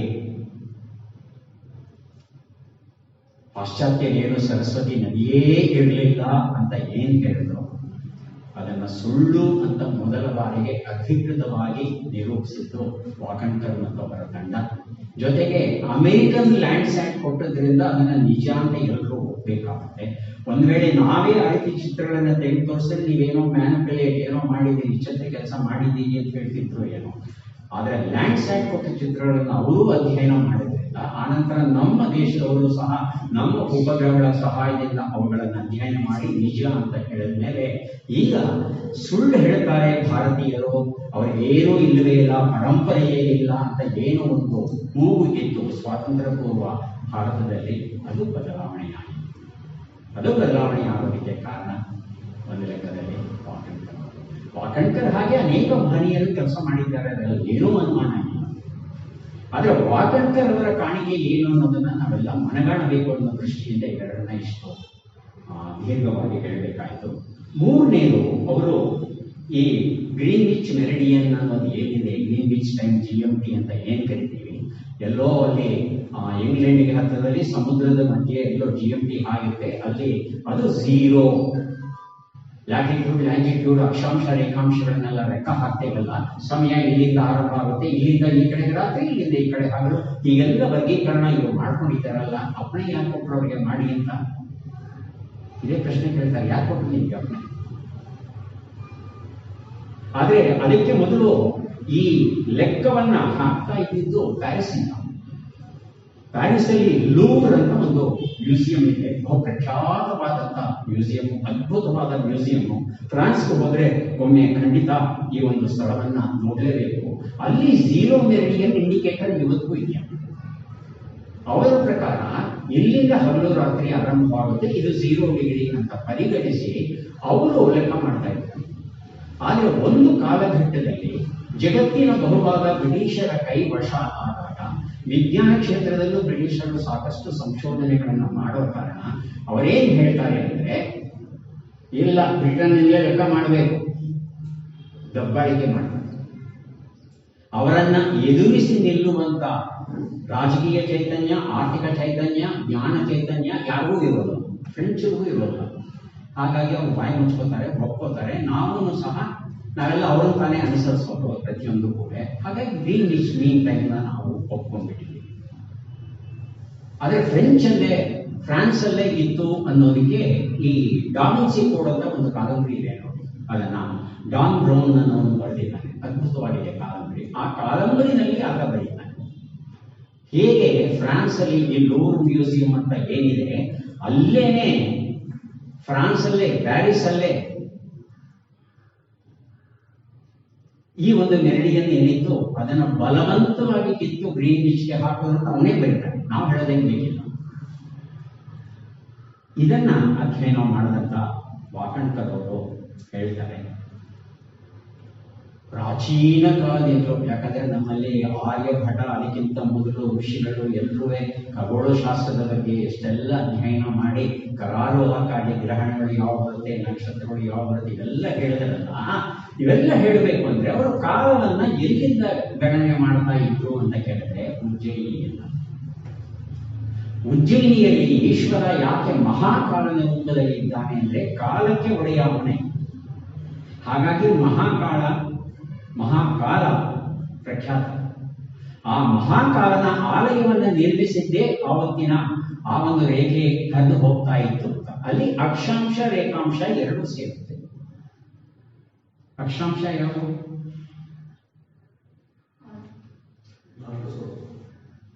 traffic of cancer, tropic of capricorn. Wakankar ಎಷ್ಟು ಚೆನ್ನಾಗಿ ಇವರು ಮಾಹಿತಿಯನ್ನ ಮಂಡಿಸಿ, ಫ್ರಾನ್ಸು ಸುಳ್ಳು, ಗ್ರೀನ್ವಿಚ್ಚು ಸುಳ್ಳು ಅಂತ ಹೇಗೆ ಸುಳ್ಳು ಅಂತ ಹೇಳೋದಕ್ಕೆ ಅವರು ಮಾಹಿತಿ ಕೊಡ್ತಾರೆ. ಸೂರ್ಯ ಮಿಥ್ಯಾಚಲನೆ ನಡೆಸ್ತಾನೆ, ಭೂಮಿ ಚಲಿಸೋದು, ಸೂರ್ಯ ಚಲಿಸೋದು. ಅದನ್ನ ನಾವು ಉತ್ತರಾಯಣ ದಕ್ಷಿಣಾಯನ ಅಂತ ಕರಿತೇವೆ. ಉತ್ತರಾಪದ ಚಲನೆ, ದಕ್ಷಿಣಾಪದ ಚಲನೆ ಅಂತ ಕರೀತೇವೆ. ಈಗ ಡಿಸೆಂಬರ್ 21 ಬರುತ್ತಲ್ಲ, 21ಕ್ಕೆ ಈ ದಕ್ಷಿಣಾಚಲನೆಯ ಗರಿಷ್ಠ ಮಟ್ಟವನ್ನು ಮುಟ್ಟಿಬಿಡ್ತಾನೆ. ಗರಿಷ್ಠ ಮಟ್ಟವನ್ನು ಮುಟ್ಟಿ ತನ್ನ ಉತ್ತರಾಚಲನೆ ಆರಂಭಿಸ್ತಾನೆ.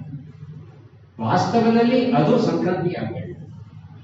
ಆದ್ರೆ ಹಬ್ಬಗಳಲ್ಲಿ ಬೇರೆ ಬೇರೆ ಕಾರಣ ಇದೆ. ನಾವು ಜನವರಿ 14ಕ್ಕೆ ಆಚರಿಸ್ತೇವೆ, ಅದು ಬೇರೆ ವಿಚಾರ. ಆದ್ರೆ 21ಕ್ಕೆ ಆತ ಅತ್ಯಂತ ದಕ್ಷಿಣ ತುದಿಯನ್ನ ಮುಟ್ತಾನೆ ಸೂರ್ಯ, ಅಲ್ಲಿಂದ ಉತ್ತರ ತುದಿಗೆ ಹೋಗ್ತಾನೆ.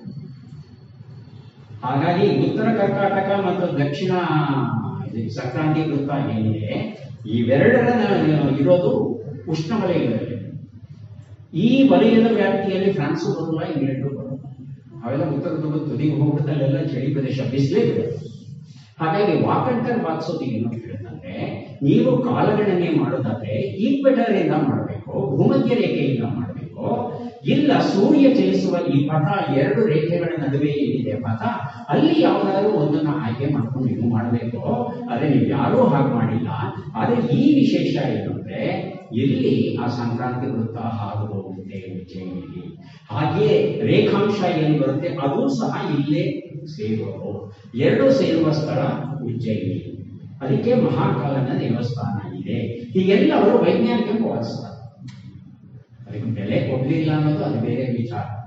ಆದ್ರೆ ತಿಳ್ಕೋಬೇಕಾದದ್ದು ನಾವು, ನಮ್ಮಲ್ಲಿ ಯಾರಿಗಾದ್ರೂ ಈ ಕ್ಷೇತ್ರದಲ್ಲಿ ಆಸಕ್ತಿ ಇದ್ರೆ ಅವರು ಈ ದಿಶೆಯಲ್ಲಿ ಮತ್ತಷ್ಟು ಅಧ್ಯಯನ ಮಾಡಿ ಒಂದು ಒಳ್ಳೆಯ ವೈಜ್ಞಾನಿಕ ಲೇಖನ ಬರೆದು ಅದನ್ನು ಪ್ರಕಟಿಸೋ ಪ್ರಯತ್ನ ಪಡಬಹುದು. ಅದು ನಮ್ಮ ಕ್ಷೇತ್ರ ಅಲ್ಲಿರೋ ಕಾರಣ ಹೆಚ್ಚು ವಿಚಾರ ಅದರಲ್ಲಿ ಗೊತ್ತಿಲ್ಲ. ಆದ್ರೆ ಅವ್ರು ಹೇಳೋ ವಾದ ಇಷ್ಟೇನೆ, ಈ ಎರಡೂ ರೇಖೆಗಳ ನಡುವೆ ನೀವು ಲೆಕ್ಕಾಚಾರ ಮಾಡಬೇಕೇ ಹೊರತು ಕಾಲದ್ದು ಈ ಎರಡೂ ರೇಖೆಗಳ ವ್ಯಾಪ್ತಿಯಲ್ಲಿ ಬರದೇ ಇರತಕ್ಕಂಥ ಎರಡು ಪ್ರದೇಶಗಳನ್ನ ಹೇಗೆ ಆಯ್ಕೆ ಮಾಡ್ಕೋತೀರಿ, ಹೇಗೆ ಅದು ಸರಿಯಾದ ಕಾಲ ಆಗುತ್ತೆ, ಹೀಗೆಲ್ಲ ಅವರು ವಾದಗಳನ್ನ ಮಂಡಿಸ್ತಾರೆ. ಜೊತೆಗೆ ಇನ್ನೂ ಒಂದು ಏನ್ ಮಾಡ್ತಾರೆ ಅವರು ಅಂದ್ರೆ, ಆಗ ಆರ್ಯಭಟನ ಕಾಲದಲ್ಲಿ ಕಾಲನ ಮಹಾಕಾಲನ ದೇವಸ್ಥಾನ ಆಗಿತ್ತು, ಅಲ್ಲಿ ಈ ಬಿಂದುಗಳು ಸಂಧಿಸ್ತಾ ಇತ್ತು. ಆದ್ರೆ ಇವತ್ತು ಸಂಧಿಸ್ತಾ ಇಲ್ಲ. ಇವತ್ತು ಮಹಾಕಾಲನ ದೇವಸ್ಥಾನಕ್ಕಿಂತ ಸ್ವಲ್ಪ ದೂರದಲ್ಲಿ ಒಂದು ಡೋಂಗ್ಲಾ ಅಂತ ಒಂದು ಹಳ್ಳಿ, ಆ ಹಳ್ಳಿಯಲ್ಲಿ ಎರಡು ರೇಖೆಗಳು ಸಂಧಿಸ್ತಾ ಇವೆ ಅನ್ನೋದನ್ನ ವೈಜ್ಞಾನಿಕವಾಗಿ ಅಧ್ಯಯನ ಮಾಡಿ ನಿರೂಪಿಸ್ತಾರೆ. ಹಾಗ್ಬಿಟ್ಟು ಅವ್ರು ಏನ್ ಹೇಳ್ತಾರೆ ಅಂತ ಹೇಳಿದ್ರೆ, ಅವರು ಇದನ್ನ GMT ಅಂತ ಕರೀಬಾರದು, ಇದನ್ನ DMT ಅಂತ ಕರೀಬೇಕು, ಡೋಂಗ್ಲಾ ಮೀನ್ವಿಚ್ ಟೈಮ್ ಅಂತ ಕರೀಬೇಕು. ಹೀಗೆ ಅವರು ಪ್ರಯೋಗಿಸ್ತಾರೆ.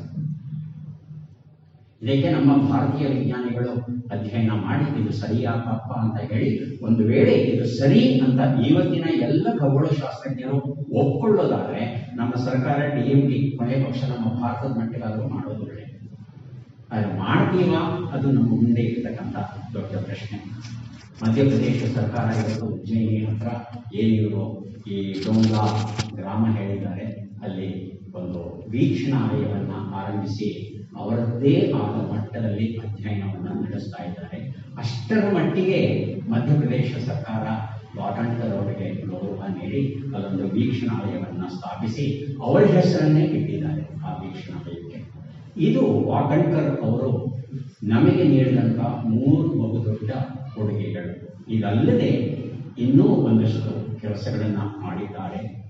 ಪರಮಾರರು ಅಂತ ರಾಜವಂಶ ಬರುತ್ತೆ, ಅವರಿಗೆ ಸಂಬಂಧಪಟ್ಟಂತ 23 ಶಿಲಾಲೇಖನಗಳನ್ನ, ಶಾಸನಗಳನ್ನ ಓದಿ ಅವರ ಇತಿಹಾಸವನ್ನ ಕೊಡ್ತಾರೆ. ಮಾಳ್ವಾ ಅನ್ನೋ ಪ್ರದೇಶದಲ್ಲಿ ನಮ್ಮ ಪೂರ್ವಜರು ವಾಸವಾಗಿದ್ದಂಥ ಚಾಲ್ಕೋಲಿಥಿ ಎರಾ ಅಂತ ಕರೀತಾರೆ. ಆ ಒಂದು ಎರಾಕ್ಕೆ ಸೇರಿದಂತ 68 ಸ್ಥಳಗಳಲ್ಲಿ ಅಧ್ಯಯನ ಮಾಡಿ ಮಾಹಿತಿಯನ್ನ ಒದಗಿಸ್ತಾರೆ. ಜೊತೆಗೆ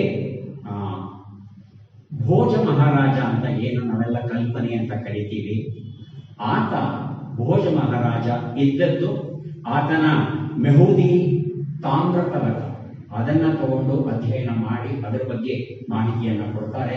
ಮತ್ತೆ ಭೋಜನ ಸರಸ್ವತಿ ವಿಗ್ರಹ ಏನಿತ್ತು, ಆತ ಏನೋ ಆ ವಿಗ್ರಹಕ್ಕೆ ಪೂಜೆ ಮಾಡಿ ಹೋಗ್ತಾ ಇದ್ದ ಸಿಂಹಾಸನಕ್ಕೆ, ಆ ವಿಗ್ರಹವನ್ನ ಲಂಡನ್ ನಲ್ಲಿ ಕಂಡು ಹೇಗೆ ಭಾವ ಪ್ರದರ್ಶನ ಅದೆಲ್ಲ ಮತ್ತೊಂದು ಕಥೆ.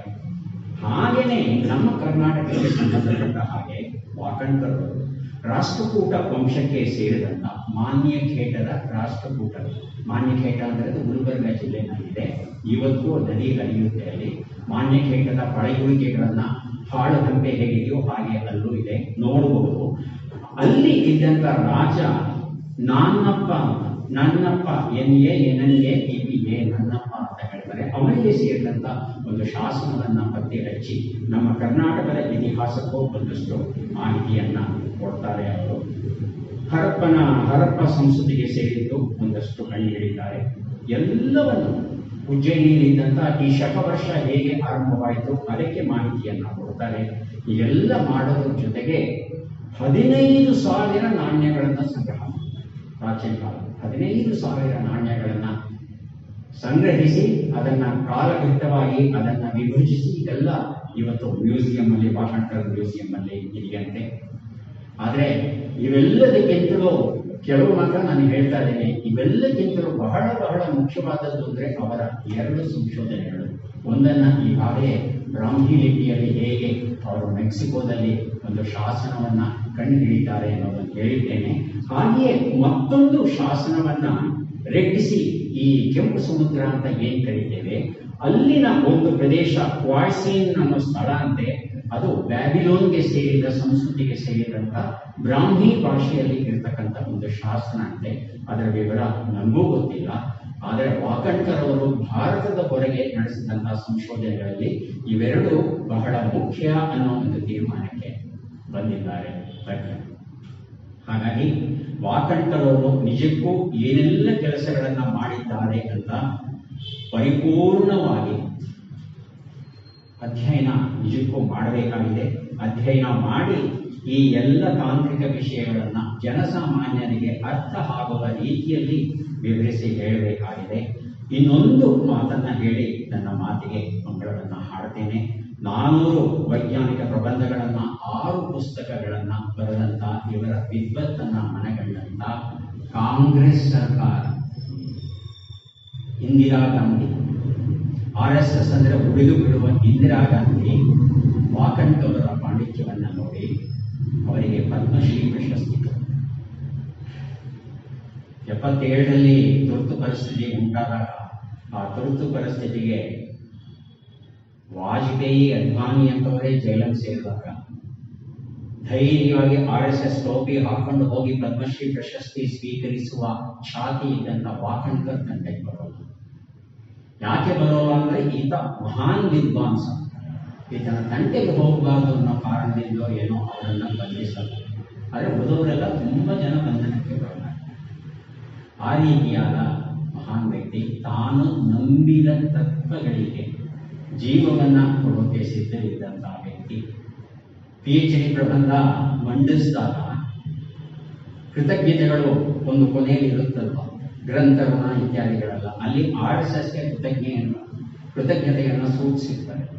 ಆಗ ಒಬ್ಬ ಪರೀಕ್ಷಕ ಹೇಳ್ತಾನೆ, ಈ RSS ಅನ್ನೋ ಶಬ್ದವನ್ನ ತೆಗೆದುಬಿಡು, ಇಲ್ಲೇ ಈಗಲೇ ನಿಮಗೆ PhD ಕೊಡ್ತೀನಿ ಅಂತ.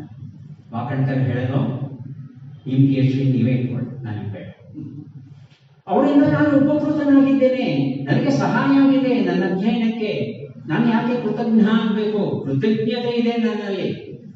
PhD ಬೇಡ, ನನ್ನ ಗೆಳೆಯರ ಬಲವಂತಕ್ಕೆ ನಾನು PhD ಬಂದಿದ್ದೀನಿ.